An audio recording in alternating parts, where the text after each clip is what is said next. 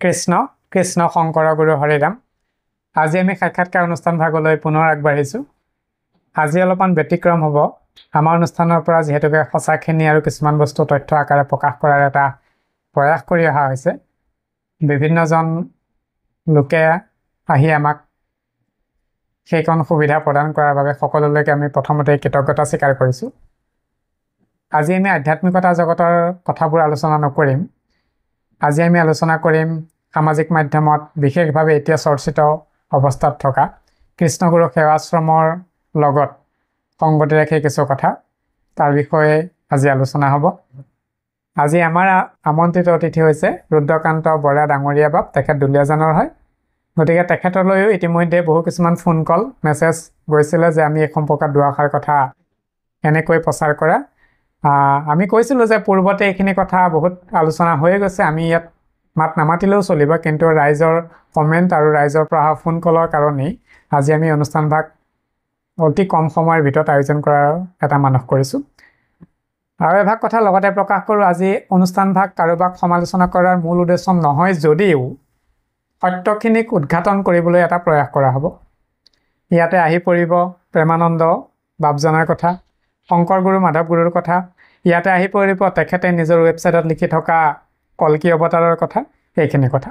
লগতে আৰু এভাগ কথা এইখিনিতে প্ৰকাশ কৰোঁ যে কৃষ্ণগুৰু সেৱাশ্ৰমৰ ৱেবছাইটত যিখিনি নম্বৰ আছে আমি তাৰ লগত ইতিমধ্যে যোগাযোগ কৰিছিলোঁ আৰু আমি কেইবাদিনো ফোনত কথা পাতিছিলোঁ যে আমাক এটা সাক্ষাৎকাৰ অনুষ্ঠান তেওঁলোকৰ তৰফৰ পৰা দিব লাগে। মানি লৈছোঁ প্ৰেমানন্দ প্ৰভুজনে সাক্ষাৎকাৰৰ সন্মুখীন নহয়, কিন্তু তেওঁলোকৰ শিষ্য প্ৰশিষ্যসকলেও পাৰিলেহেঁতেন, কিন্তু আমাক বিভিন্ন অজুহাত দেখুৱাই আমাক তাৰ পৰা নিলগত ৰাখিলে।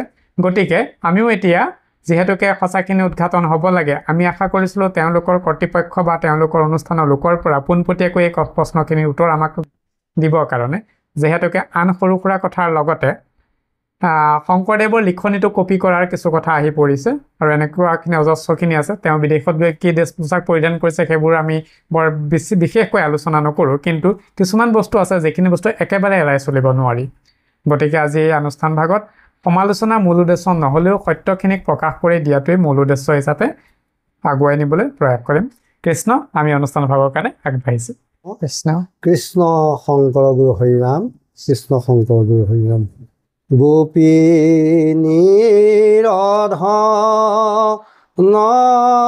ব্ৰজৰ জীৱন মোহন ৰাম গোবিন্দ পৰম সাদৰে শিৰে তুলিলৈ তজুপ ৰবিন্দ ৰাম তজুপ দয়ৰবিন্দ। কৃষ্ণ শংকৰ গুৰু হৰিৰাম। কৃষ্ণ। আমি আজি অনুষ্ঠানটো কৰিছোঁ কেৱল মাত্ৰ কিছুমান বস্তুৰ শুদ্ধ এটা প্ৰকাশ হ'বৰ কাৰণে, সেইটো এটা প্ৰয়াস কৰিছোঁ। আৰু ইয়াৰ কাৰণে আমাৰ যিখিনি মহন্ত সমাজ আছিলে, গুণী জ্ঞানী ভকত সমাজ আছিলে, এই সমস্তখিনিৰ লোকৰ কমেণ্ট, ফোনযোগে হোৱা যোগাযোগ, সকলোৰে আদেশ সাৰোগত কৰি আজি কিছু কথা আলোচনা কৰিব ওলাইছোঁ। প্ৰথমতে আৰু এভাগ কথা প্ৰকাশ কৰোঁ যে আমাৰ আজিৰ অনুষ্ঠানটোৰ কোনো ধৰণৰ সমালোচনা কৰা বা বেলেগক নিন্দা ভৰ্সনা কৰাৰ উদ্দেশ্য নহয়। কেৱল মাত্ৰ শুদ্ধ সঁচা সত্যখিনি প্ৰতিষ্ঠা কৰি সমাজত তাৰ এটা শুদ্ধ বাতাবৰণ দিয়াৰ কেৱল মাত্ৰ এটা প্ৰয়াসহে।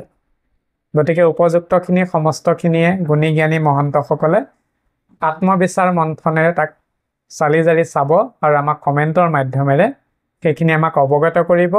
সেয়েহে আজি অনুষ্ঠান ভাগৰ বাবে আগবাঢ়িছোঁ। কৃষ্ণ কৃষ্ণ। প্ৰথমতে আপোনাৰ পৰা এটা বিষয় জানিব বিচাৰিম।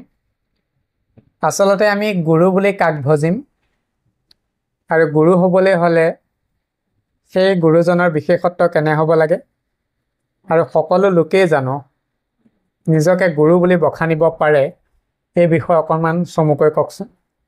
কৃষ্ণ, বৰ অতি সুন্দৰ প্ৰশ্ন। এইটো সকলোৱে জনা, সকলোৰে বিদিত।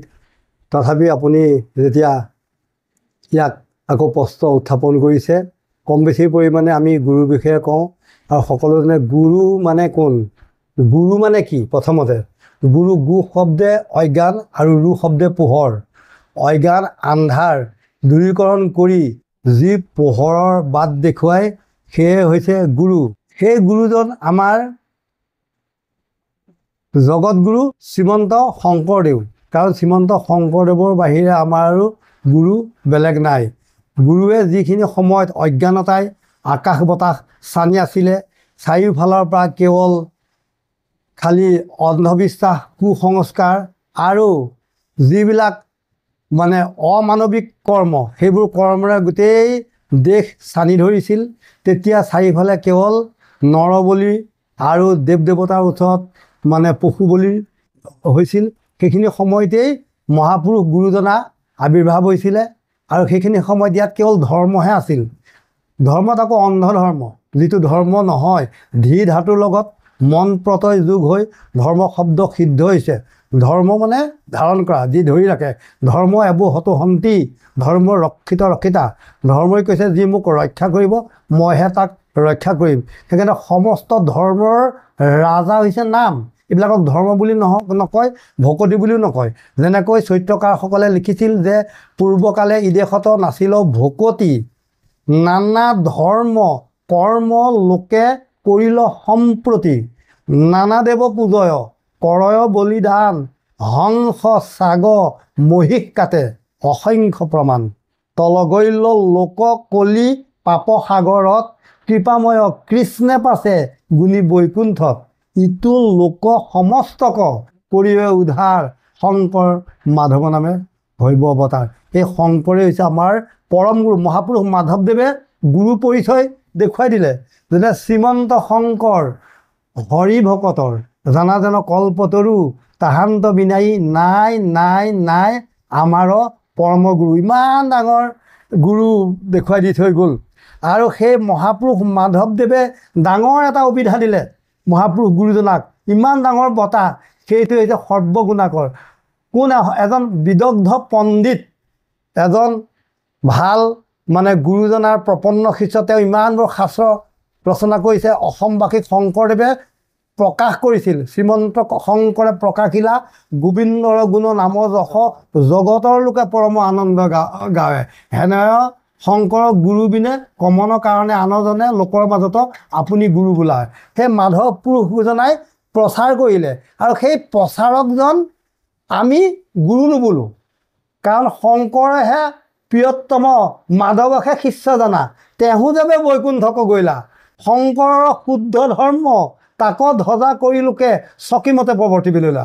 শংকৰৰ যি শুদ্ধ ধৰ্ম তাকে মাধৱদেৱে প্ৰচাৰ কৰিছিল। আৰু সেই মাধৱদেৱক আমি কি বুলি কওঁ? মহাভক্ত মাধৱ। মাধৱক আমি গুৰু নকওঁ, কাৰণ তেওঁ নিজেই কৈ গৈছে যে শ্ৰীমন্ত শংকৰ হৰি ভকতৰ জানা যেন কল্পতৰু, তাহান্ত বিনাই নাই নাই নাই আমাৰ প্ৰভু। তেওঁ নিজে গুৰু ভজিছে আৰু তেওঁ গুৰু নহওঁ বুলি কৈছে। সেইকাৰণে আমাৰ গুৰু হৈছে শ্ৰীমন্ত শংকৰদেৱ। আৰু গুৰু মানে যে গধুৰ, গুৰু মানে হৈছে জ্যেষ্ঠজন, গুৰু মানে হৈছে শ্ৰেষ্ঠ। যেনে গুৰুভাৰ, গুৰু গম্ভীৰ, মানে গুৰু লগা বিদ্যা পাখি লগা কাৰ, আৰু গুৰু পাগি আহাৰ। গুৰু মানে গধুৰ, শ্ৰেষ্ঠজন। আমি যেনেকৈ থাপনাখনক গুৰু আসন বুলিও কওঁ। অৰ্থাৎ আমাৰ গুৰু শ্ৰীমন্ত শংকৰদেৱ, আৰু শংকৰেই আমাৰ এই শাস্ত্ৰ ভাগৱতত আছে সেই গুৰু। কাৰণ কৈছে, মাধৱদেৱক কৈছিল, শুনিও মাধৱ মূৰ থাকিবাৰ স্থান, কীৰ্তন দশম মূৰ মূৰ্তিৰ সমান। ঘোষা নামে শাস্ত্ৰ আকৌ তুমিও কৰিবা, ঘোষা ৰত্নাৱলীৰ মাজে তুমিও থাকিবা। অৰ্থাৎ কৃষ্ণৰ গুণ চৰিত্ৰ সমস্তখিনি দশম শাস্ত্ৰত লিপিবদ্ধ হৈ আছে। তাততো আমাৰ শংকৰদেৱ নাই। কিন্তু শংকৰে নিজে ভগৱান নিজে বুলি কোৱা নাই। তেওঁ কৈছে যে মই কৃষ্ণৰ কিংকৰ, আৰু তেওঁ নিজৰ বংশলতা নিজেই লিখি থৈ গৈছে যে ব্ৰতদোৱা নামে গ্ৰাম, হৈছে মইছে অনুপাম, লৌহিতৰ আতি অনুকূল, সেহি মহা গ্ৰামেশ্বৰ আছিলন্ত ৰাজধৰ, কায়াস্ত কুলৰ পদ্মফুল।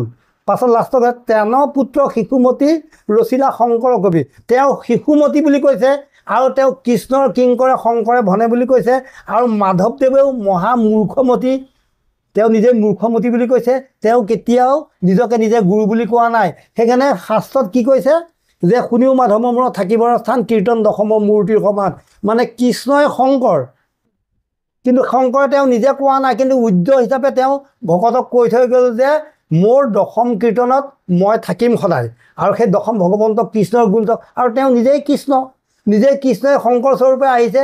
কাৰণ দেধাৰ আলোচনা আছে এই বিষয়ে। আমি শংকৰদেৱৰ বিষয়ে যদি কেতিয়াবা আমি ক'বলগীয়া আপোনালোকৰ মাজত হয়, তেতিয়া গুৰুজনাৰ মানে যিটো জন্ম জয়ন্তীৰ ক্ষণত শুভক্ষণত আমি সেইখিনি কথা ব্যক্ত কৰিম। শংকৰক যে ভগৱান আৰু শংকৰ যে স্বয়ং কৃষ্ণ, এই কথাটো নানা শাস্ত্ৰত উপলব্ধ আছে। আৰু পদ্মপুৰাণৰ স্বৰ্গখণ্ডত এষাৰ কথা কৈছে যে স্বৰ্গখণ্ড ৰহস্যত সঞ্জাত নোযোৱা, বশিষ্ঠ সংহিতাসূত সংহিতাত চোৱা, অগস্ত সংহিতা পঞ্চ ৰুদ্ৰ জামালত, বিষ্ণু ধৰ্মোত্তৰ কৃত যুগ বিচাৰত, যোগিনী তন্ত্ৰত ইতিহাস ভৱিষ্যত, হৰগৌৰী সংবাদত শিৱে নাৰদত, ইসবত বিচাৰিয়া যদ্যপি নপায়, পণ্ডিতে নিন্দিবা তেবে বুজু মুনি খায়। অৰ্থাৎ কৃষ্ণই শংকৰ, শংকৰ স্বৰূপে হৰিপূৰ্ণ অংশ অৱতৰি ভকতি প্ৰদীপ জ্বলাই থৈলা, মাধৱ স্বৰূপে ৰাখি তাতে তৈল বৰ্তি দিলা, অজ্ঞান আন্ধাৰ দূৰ কৰিলা। সকলো অসমবাসীয়ে যদিও ইয়াৰ পুৰুষোত্তম ঠাকুৰে লিখা নঘোষা, তথাপিও শ্ৰীমন্ত শংকৰ অসমীয়া জাতিৰ প্ৰাণ, আৰু তেওঁ গুৰু, আৰু তেওঁ গুৰুৰ এইখিনি গুণাগুণ বৰ সুন্দৰ উপস্থাপন কৰিলে প্ৰভু। কৃষ্ণ। মই আৰু অকণমান কথা জানিব বিচাৰিম, কৈছে আপুনি, তথাপিতো মই সংযোগহে কৰিব বিচাৰিম যে গুৰু হ'বৰ কাৰণে কিছুমান নিৰ্দিষ্ট বিদ্যাৰ লাগে। হয়, আমি পোৱা মতে 28 বিধমান হ'ব। হয়, গতিকে আপুনি 28 বিধ গুৰু কলাৰ বিষয়ে অকণমান কওকচোন। কৃষ্ণ। কাৰণ সেই গুৰুৰ যে গুৰু ভকত আৰু মানে সন্ত সাধু মহন্ত পণ্ডিত অধিকাৰী, এইবিলাক প্ৰত্যেকৰ শব্দবিলাকৰ অৰ্থ বেলেগ বেলেগ আছে। গুৰু হ'বলৈ হ'লে আৰু ভকত হ'লে 28টামান তাৰ মানে গুণ আছে। ভক্তি ৰত্নাকৰ শাস্ত্ৰত ইমান ধুনীয়াকৈ সুন্দৰভাৱে লিপিবদ্ধ কৰিছে গুৰু। আৰু গুৰু হ'লে অলৌকিক গুণ ৰাজি থাকিব লাগিব, আৰু তেওঁৰ কলা, যিবোৰ কলা আৰ্ট, সেইবিলাক গুৰুজনাৰ গাত থাকিব লাগিব, সেইবোৰ পৰিস্ফুট হ'ব। যেনে তেওঁ কি কৰিছিলে, ৰচিলা নাট্য গীত, দেখুৱাই অভিনয় নৃত্য, বোবা কলা দৃষ্টিহীনতা আৰু নিৰক্ষৰী ৰঞ্জিলা সবাৰো হৃদয় কৰিলা লোকস্থিতি। ইমান ধুনীয়াকৈ সুন্দৰভাৱে তেওঁ মানে কৈছে যে তেওঁ গুৰুৰ গাত যিখিনি মানে অলংকাৰ, 32 অলংকাৰ আৰু 32টা মানে কলাগুণ, 64 কলা ভগৱন্ত কৃষ্ণৰ গাত আছিল। আৰু সেই অনুযায়ী আমাৰ ভকতৰ যিজন প্ৰকৃত ভকত, তেওঁ আজানুলম্বিত। তেওঁ মহাপুৰুষ মাধৱদেৱে তেওঁক কৈছে কেনেকুৱা, দৰশিত সুন্দৰ গৌৰ কলেৱৰ, জয়চন সুৰ পৰা আকাশ। সুৰ মানে দেৱতা, দেৱতাৰ দৰে প্ৰকাশ্যমান, দৰশিত দেখিবলৈ সুন্দৰ, সুচিৰি গৌৰবৰ্ণ কলেৱৰ, দৰশিত সুন্দৰ গৌৰ কলেৱৰ, জয়চ সুৰ প্ৰকাশ। সেয়াই হৈছে আমাৰ গুৰু। সেই গুৰুৰ মানে কি হৈছে, বেদৰ ৰহস্য তত্ত্ব সমস্ত জানন্ত, কৃষ্ণক ভকতি বোলে সাক্ষাৎ কৰন্ত, তাৰাক বোলয় সাধু জানা সাৰে সাৰ, তাহাৰেহে উপদেশে তৰয় সংসাৰ। বেদৰ ৰহস্য এইটো, মহাভাগৱত শাস্ত্ৰ পৃথিৱীত কৰিলোঁ প্ৰচাৰ, কলিৰ মলিন লোক শুনি সবে নিষ্ঠ ৰূপ, অভিপ্ৰায় হেনকে আমাৰ বুলি শুক গুৰুৱে পৰীক্ষিতৰ আগত কৈছিল। পৰীক্ষিতৰ আগত যেতিয়া শুকমুনিয়ে গোটেই ভাগৱত মহাশাস্ত্ৰ যেতিয়া পাঠ কৰি জীৱতৰণৰ ৰূপাই তেওঁক দি থৈ গ'ল, আৰু তেওঁ সৰ্পদংশনৰ পৰা, সৰ্পৰ ভয়ৰ পৰা তেওঁ নিবৃত্তি পালে। আৰু যেতিয়া ভাগৱত কৈ শেষ হ'ল, লাষ্টত শুকগুৰুৱে ফেকুৰি ফেকুৰি কান্দিছিল। কাৰণ ভৱিষ্যতে মই বৈকুণ্ঠৰ শাস্ত্ৰ আনি পৰম উৎসুকে সংসাৰিক কৰি কিবা প্ৰচাৰিলা সুকে হয়। বৈকুণ্ঠত আছিলে ভাগৱত, শংকৰে দিলে সেই মাধৱক, সেই ভাগৱতৰ ৰসেৰে ভকতক মুহিলে নামেৰে। এনেকুৱা ভাগৱত, এই ভাগৱত বৈকুণ্ঠৰ শাস্ত্ৰ আনি পৰীক্ষিতক দিয়াৰ চলৰে অসমবাসীলৈ বৈকুণ্ঠৰ পৰা নমাই আনিলে সেই ভাগত যেতিয়া গাই শেষ হ'ল তেতিয়া তেওঁ ফেকুৰি ফেকুৰি কান্দিবলগীয়া হ'ল। কেনেকৈ কান্দিছে? কতোখনে মহামুনি আছে পাছে মনে গুণী, মহা কষ্টে চাৰিলা নিশ্বাস, কিনো দৈৱ বিধি লোকৰনো ভৈল সিদ্ধি, পাখণ্ডে কৰিবে সৰ্বনাশ, মহাকাৰুণিক শোকে লোকৰ নিস্তাৰ দেখি, পৰম ব্যৰ্থিত ভৈল চিত্ত, ৰাজাক বুলন্ত চাই শুনা পৰি ৰায়, হেন মোৰ চিত্ত বিপৰীত, বেদৰ ৰহস্য ইটো মহাভাগ অত শাস্ত্ৰ, পৃথিৱীত কৰিলো প্ৰচাৰ, পলিৰ মলিন লোক শুনি সবে নিস্তৰোক, অভিপ্ৰায় হেন কৃষ্ণ কৃষ্ণ। বৰ সুন্দৰকৈ ক'লে, অলপ দীঘলীয়া হৈছে তথাপিতো কথাখিনি বৰ সুন্দৰ উপস্থাপন হৈছে, তাৰ বাবে কৃতাৰ্থ হ'লোঁ। আৰু শাস্ত্ৰৰ যি আপুনি সিদ্ধান্তসমূহ দিলে তাৰ পৰা এইটো কথা বুজি পৰা গ'ল যে পৰম গুৰু হ'বলৈ হ'লে ঈশ্বৰ প্ৰদত্ত বিশেষ কৃপা থাকিব লাগিব, অথবা ঈশ্বৰ প্ৰদত্তৰ কিবা তথ্য থাকিব লাগিব। এনেই থাকিলেও নহ'ব, সেই পূৰ্বতে থাকিব লাগিব, যিটো শংকৰদেৱ গুৰুজনাৰ ক্ষেত্ৰত আছে। পৰৱৰ্তী কালত আপুনি গুৰুৰ যিমানখিনি কলা সম্পৰ্কে ক'লে, গতিকে সেইখিনি কলা থাকিলেহে আমি এজন গুৰুক পৰম গুৰু, জাতিগুৰু বা ধৰ্মগুৰু হিচাপে আমি মান্যতা দিব পাৰিম। গতিকে আপোনাৰ কথাখিনিৰ পৰা মাধৱ পুৰুষে সেইকাৰণে ধুনীয়াকৈ সুন্দৰকৈ চব জেগাতে কৈছে, গুৰু ভতিমাটোত কৈ যোৱাৰ পিছত আমি লাভেই নাই আৰু পাতি, কাৰণ পণ্ডিত মানি বেদ বখানি গৌৰৱ কইলি সবচুৰ, সবনৰ পাপ পইদি সবনৰ গায়ো বহু দূৰ। কাৰণ যিমানবোৰ মানে তেওঁ পণ্ডিত মানি পণ্ডিত গুণেৰ ব্ৰাহ্মণক বাদত হৰুৱাই কৰ্মকাণ্ডৰ অসাৰ্থকতা কৰিলা প্ৰমাণ, মল্ল নিপতিৰ তুমি হ'লা প্ৰিয় ভাজন, হাতী মাৰি ভুৰুকাত ভৰালা কৰি যতন। গতিকে ইমানখিনিয়ে হৈছে। গতিকে আমি সংক্ষিপ্ত এটা ধাৰণাত স্পষ্ট হ'লেই যে গুৰু হ'বলৈ বিশেষ সেইখিনি থাকিব লাগিব। অৱশ্যে এজন পৰম গুৰু, গতিকে সেই পৰম গুৰুৰ মহত্বখিনি কেতিয়াও নাই কৰিব নোৱাৰি। গতিকে আমি গুৰুৰ পৰিচয় নিশ্চয় আগৰে পৰা এইখিনি সৰ্বজ্ঞাত, যিহেতুকে অনুষ্ঠান এভাগ কৰিছোঁ এইটো বিষয়তে লৈ, সেইকাৰণে মই গুৰুৰ কথাভাগ আগে আনিলোঁ। গতিকে আমি পৰৱৰ্তী প্ৰশ্নলৈ যাব বিচাৰিম। কৃষ্ণ কৃষ্ণ। প্ৰভু, মই এতিয়া নামসহ এটা অনুষ্ঠানৰ কথা প্ৰকাশ কৰিম আপোনাৰ ওচৰত। ৰাইজে ইতিমধ্যে জানিছেই যে বৰ্তমান প্ৰেক্ষাপটত কৃষ্ণগুৰু সেৱাশ্ৰম, যি সেৱাশ্ৰমক আমি শ্ৰদ্ধাৰে নিবেদন কৰোঁ, যিহেতুকে তাত কৃষ্ণ দৰ্শন, শ্ৰীকৃষ্ণ প্ৰাপ্তিৰ মহান মহান আদৰ্শৰজিত বিশেষ কিছুমান কৰ্ম কৰি আছে, যিখিনি সমাজ কল্যাণমূলক বুলি আমি ভাবোঁ। এতিয়া কথাটো হ'ল, কৃষ্ণগুৰু সেৱাশ্ৰম নামেৰে নামাকৰণ কৰি এটা বৃহৎ অনুষ্ঠান চলাই থকাটো এটা গুৰুত্বপূৰ্ণ কথা আৰু এটা শুভ লক্ষণ, কাৰণ কৃষ্ণ দৰ্শন প্ৰকাশ হৈছে তাত। কিন্তু আমাৰ ক'বলগীয়া বা জানিবলগীয়া এইটোহে, বা চৰ্চাৰ আজিৰ আলোচনাৰ বিষয় এইটোহে, বৰ্তমান সেই অনুষ্ঠান ভাগৰ পুৰোধা ব্যক্তি প্ৰেমানন্দ প্ৰভু ঈশ্বৰ বুলি তেখেতে নিজেই যিহেতুকে কয়, তেখেতে এভাগ এটা তেখেতৰ নিজৰ প্ৰফাইলত এটা কথা স্পষ্টকৈ লিখি থোৱা আছে যে তেওঁ কল্কি অৱতাৰ বুলি। কথাটো অকণমান গুৰুত্ব সহকাৰে হৃদয়ংগম কৰিব বুলি আমি ধাৰণা কৰিছোঁ, যে তেখেতে নিজেই লিখিছে কল্কি অৱতাৰ বুলি। এতিয়া কথাটো হ'ল, কল্কি অৱতাৰ বুলি তেওঁ নিজে লিখি এইবুলিও কৈছে যে এতিয়া তেওঁ দুষ্টক দমন কৰি সমাজৰ পৰা ব্যভিচাৰবোৰ দূৰ কৰি এটা সৎপথ দিয়াব, ব্যভিচাৰখিনি দূৰ কৰিব, এইখিনি ভাল কথা। কিন্তু নিজে লিখিছে যে কল্কি অৱতাৰ স্বৰূপে। আমি শাস্ত্ৰত পোৱা মতে কলিৰ শেষত হৈব কল্কি অৱতাৰ, কাটি মাৰি মেল চক কৰিয়া বুন্দামাৰ। আমি বাকীখিনি আৰু বৰ্ণনা নকৰোঁ বা অন্য উদাহৰণলৈ নানো। মোৰ প্ৰশ্নটো হ'ল এইটো যে এতিয়া কলিযুগৰ আৰম্ভণিহে হৈ আছে। 4,32,000 কলিযুগৰ আয়ুস, তাৰ ভিতৰত প্ৰায় 6,000ৰ ওচৰা ওচৰি গৈছেহে, 6,000ৰো সম্পূৰ্ণ হোৱা নাই। তেনেস্থলত এতিয়া তেখেতে নিজকে কল্কি বুলি অৱতাৰ, ঈশ্বৰ অৱতাৰ, অংশ অৱতাৰ বুলি কেনেকৈ প্ৰকাশ কৰিলে? এইখিনিৰ প্ৰতি আপোনাৰ সচেতনতা আৰু আপোনাৰ কথা অলপ কিছু মন্তব্য প্ৰকাশ কৰকচোন। কৃষ্ণ কৃষ্ণ কৃষ্ণ কৃষ্ণ কৃষ্ণ। কাৰণ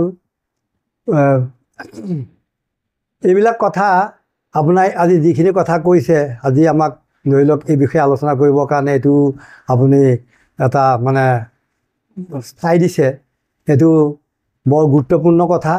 আৰু এই কথাবিলাক ইতিমধ্যে ছ'চিয়েল মিডিয়াত অনেক ধৰণে সুস্থ সবল আৰু নানা যুক্তিৰ সৈতে এইবিলাক মানে উপস্থাপন হৈছে আৰু এইবিলাক চলি আছে। আৰু আমাৰ এতিয়া দেৰি হ'ল, আৰু তথাপিও ভকতে বিচাৰিছে। আৰু ভকতৰ তাগিদাৰৰ কাৰণেহে মই স্পষ্ট কৰি দিওঁ, ভকতক মই ওলোটাই উত্তৰটো দিছিলোঁ যে এইখিনি সামাজিক মাধ্যমত ইতিমধ্যে বহুত চৰ্চা হৈ আছে। তথাপিতো তেওঁলোকে কৈছিলে নহয় আপোনাৰ অনুষ্ঠানৰ পৰা কিবা এষাৰ হ'লেও আহক। সেইকাৰণে মই আপোনাকে হয়, কাৰণ মৌনং সন্মতি লক্ষণং বুলি কয়। কাৰণ এইটো অনুষ্ঠান যেতিয়া আপোনাৰ অনুষ্ঠানটো যেতিয়া সৰ্বজন বিদিতেই হৈছে, সকলো ফালৰ পৰা ৰাইজে ভাল পাইছে, কমেণ্ট দিছে। আৰু আমি যেদিন কৃষ্ণগুৰুৰে যিখিনি কৰ্ম কৰি আছে তাৰ সপক্ষে বিপক্ষে ভাল কামো কৰিছে, আমি যেদিন তাৰ অকণমান আলোচনা কৰি নকওঁ, আমি নিমাতে থাকিলে হয়তো আমি তেখেতসকলৰ ভুলবিলাকো আমি মানে মানি চলা হ'ব, মৌন হৈ থাকিলে। সেইকাৰণে আমি দুআষাৰ ক'বলৈ কোৱাত বাৰু আমি ভালেই পাইছোঁ। কৃষ্ণগুৰু এই শব্দটো বৰ সুন্দৰ অভিধা। এই কৃষ্ণগুৰু অভিধাটো প্ৰথমতে চমু এটা ব্যাখ্যা দাঙি ধৰকচোন। হয়, কৃষ্ণগুৰু এই শব্দটো শুনিবলৈ বৰ সুন্দৰেই, কিন্তু গুৰু শব্দটোৰ লগত যে ইমানখিনি অনিয়ম আমি যে গম নাপাওঁ, পাছত ইমানবোৰ যেতিয়া ছ'চিয়েল মিডিয়াত দেখি শুনিহে গম পালোঁ যে কৃষ্ণগুৰুৱে বৰ সুন্দৰ এটা ভাল কাম কৰি আছে, ভাল কামো কৰিছে। কিন্তু তাৰ ভিতৰত ইমানখিনি দেখিলোঁ কৃষ্ণগুৰু এই বস্তুটো এক প্ৰকাৰ আপুনি কোৱাৰ নসত্ৰৰ যিখন, সেইখন নসত্ৰ সেৱাশ্ৰম বুলি কয়। তাত আমাৰ প্ৰথম প্ৰেমানন্দ দেৱৰ পিতৃ অৰুণ দত্তদেৱে প্ৰথম তেওঁৰ এই সপ্তভাগীৰ মানে তেওঁ অধিকাৰ আছিলে, আৰু তেওঁ অধিকাৰ আছিলে আহি পেলাই তেওঁ জগতৰ ঈশ্বৰ কৃষ্ণক গুৰু বুলিছিল আৰু কৃষ্ণক গুৰু দেখুৱাইছিল। আমি সেইবুলিয়ে জানো, আৰু কৃষ্ণক গুৰু দেখুৱাইছিল বুলিয়েই মানে সকলোৱে ভাল পাইছিল। এতিয়া কিন্তু তেখেতৰ পুত্ৰই যদি নিজকে কৃষ্ণ গুৰু বুলি নিজক কৈছে, কিন্তু ভুল হ'ব। তেনেকৈ খ্ৰীষ্টান ধৰ্মৰো কেইবাটাও ভাগ আছে, তাৰে এইবিলাক কৰাৰ কাৰণে প্ৰটেষ্টাণ্ট বুলি এটা ধৰ্ম লৈ প্ৰটেষ্ট কৰিছে ভুলবিলাক। যীশু খ্ৰীষ্টই কাৰণ কৈছে যে হে ঈশ্বৰ মই তোমাৰ পুত্ৰ, তথাপিও যীশু খ্ৰীষ্টক বহুতে ভগৱান বুলি কৈছিল। এতিয়া বহুতে ভগৱান জিহুৱা বুলি এটা আছে, যীশু খ্ৰীষ্টক ভগৱান বুলি নকয়। তেনেকৈ আমাৰ এতিয়া তেওঁ কৃষ্ণ জগতৰ গুৰু বুলি হয়তো শাস্ত্ৰ সমস্তত প্ৰায় কৈছে, কিন্তু ভকতসকলে তেওঁকে কৃষ্ণ গুৰু বুলি যেন ভাবিছে।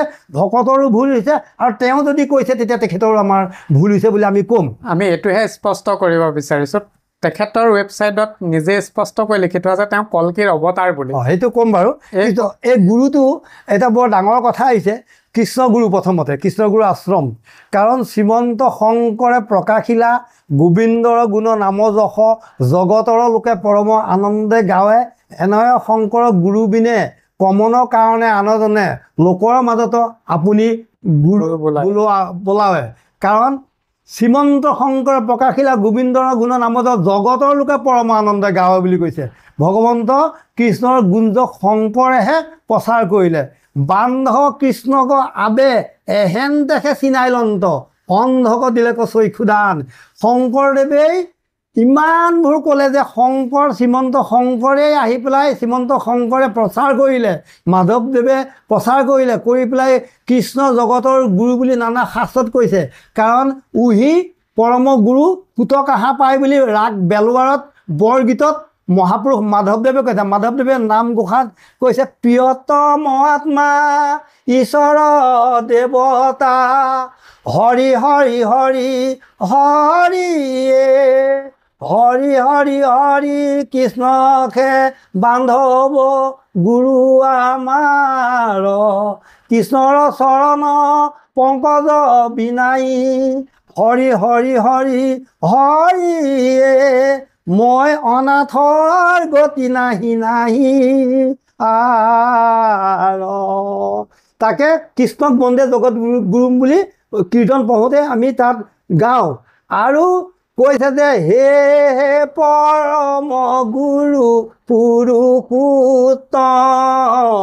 পুৰুষোত্তম পুৰুষোত্তম পুৰুষোত্তম জয় পুৰুষোত্তম তুমি ভক্ত কল্পতৰু বাহিৰে ভিতৰে গুৰু তুমি বিনে নাহি মোৰ আৰ কৃপা কৰা হে হৰি চৰণত ৰক্ষা কৰি এইবুলি আমাৰ যিবোৰ কথা শংকৰদেৱে মাধৱদেৱে বৰ বেছিকৈ নকওঁ কাৰণ সময়লৈ লক্ষ্য কৰি কাৰণ সকলো অসমবাসীয়ে জানে যে আমাৰ শ্ৰীমন্ত শংকৰৰ গুৰুৰ বাহিৰে আৰু গুৰু নাই তেওঁ ইমানবোৰ মানে তেওঁ ৰচিলা ইমানবোৰ শাস্ত্ৰ সমস্ত লিখি অসমবাসী জৰ্জ মানে ৰিপন জেইচেলাৰ বুলি এজন মানে ভাৰতবৰ্ষৰ মানে হেৰিয়াৰ লণ্ডনৰ পৰা এজন ভাল মানে প্ৰফেচাৰ লগত কেইজনমান ষ্টুডেণ্ট লৈ পেলাই আমাৰ অসম ভূমিলৈ আহিছিলে আৰু যোৰহাটত এটা সময়ত বৰ এখন ডাঙৰ সভা হৈছিলে তাত তেওঁ সেই সভাত এটা কথা দাঙি ধৰিছিল আকাশখন যদি তুলাপাত হয় সাত সাগৰৰ জল যদি চিয়াহী হয় পৃথিৱীৰ সমগ্ৰ উদ্ভিদৰাজি যদি কলম হয় শংকৰদেৱে কি দিলে কৈ লিখি শেষ কৰিব নোৱাৰি শংকৰে কি নিদিলে আমাৰ সেইটো বিচাৰৰ বিষয় সেইকাৰণে শংকৰে দিলে বিশুদ্ধ ধৰ্ম লাচিত বাহুত বল সতী জয়মতীৰ তেজে ৰাঙিলে সম সতী প্ৰবল বুলি লক্ষীনাথ বেজবৰুৱাই গাইছে মোক গুৰু লাগে মই এজন শিক্ষিত শিষ্য জগতক জাননী দিলোঁ জগতৰ গুৰু শংকৰ ঘৰতে অন্ধলাই বিচাৰি মৰিলোঁ বুলি লক্ষীনাথে লিখিছে ভূপেন দাই গাইছে তেনেহ'লে আমি ইমানবিলাক গুৰুৰ বিষয়ে জনাৰ পিছত আমি আৰু গুৰু কোন আমাৰ গুৰু শংকৰ সেই শংকৰদেৱৰ কথাটো অসমবাসীয়ে 500 বছৰ আগেয়ে জানিছিল আৰে হিমজুৱে শংকৰক মানিছিল কিন্তু এতিয়া এচাম 1.5 কোটি ভকত আছে বুলি কয় এইসকল ভকত ইমান দিন অন্ধতাত মানে গান্ধাৰীৰ দৰে কাপোৰ পিন্ধি অন্ধতাৰ ভাও দি পেলাই তেখেতসকলে শংকৰ এজন মনুষ্যই কৈছে বুলি সেই কথা নামানি পেলাই অৰুণ দত্তদেৱে প্ৰেমানন্দ দেৱে কৃষ্ণ জগতৰ গুৰু বুলি দেখুৱাই দিওঁতে এতিয়া বৰ দেৰিকৈ 1964 নে 65 চনৰ পৰা কৃষ্ণগুৰু আশ্ৰম প্ৰতিষ্ঠা হৈছে বৰ দেৰিকৈ হ'লেও যে কৃষ্ণ জগতৰ গুৰু বুলি জানি পেলাই তেখেতে এখন আশ্ৰম চলাই ইমানখিনি মানুহক যেতিয়া একত্ৰ কৰি শুদ্ধ কৃষ্ণৰ নাম দি পেলাই আৰু গোটেইখিনি মানুহ দি মহামাৰী ড্ৰাগছ লুণ্ঠন হত্যা উৎপীড়ন নানা সমাজৰ ব্যাধিবোৰ দূৰ কৰি সমস্ত মানুহবিলাকক যেতিয়া একতাৰ দোলেৰে বান্ধি পেলাই কৃষ্ণ জগতৰ গুৰু বুলি কৈ পেলাই কৃষ্ণ নাম যেতিয়া জগতত প্ৰচাৰ কৰিছে তেখেতসকললৈ আমি প্ৰথমতে ধন্যবাদো জনাইছোঁ আৰু কৃষ্ণ যে জগতৰ গুৰু বুলি কৈছে সেই কথাত আমি কিন্তু ভালেই পাইছোঁ গৰ্ব কৰিছোঁ কৃষ্ণ জগতৰ গুৰু বুলি অৰুণ দত্তদেৱে কওঁতেও যে বুজি পালে শংকৰদেৱে ইমান বছৰে কৈ থাকি লিখি শেষ কৰিব নোৱাৰা দেধাৰ উপমা থাকোঁতেও বুজি নাপাইছিল সেইকাৰণে আমি এইটো বৰ আচৰিতো হৈছোঁ আৰু ভালো পাইছোঁ প্ৰভু কৃষ্ণ কৃষ্ণ আপুনি গম পাইছোঁ কি কথা ক'ব বিচাৰিছে কৃষ্ণ কৃষ্ণ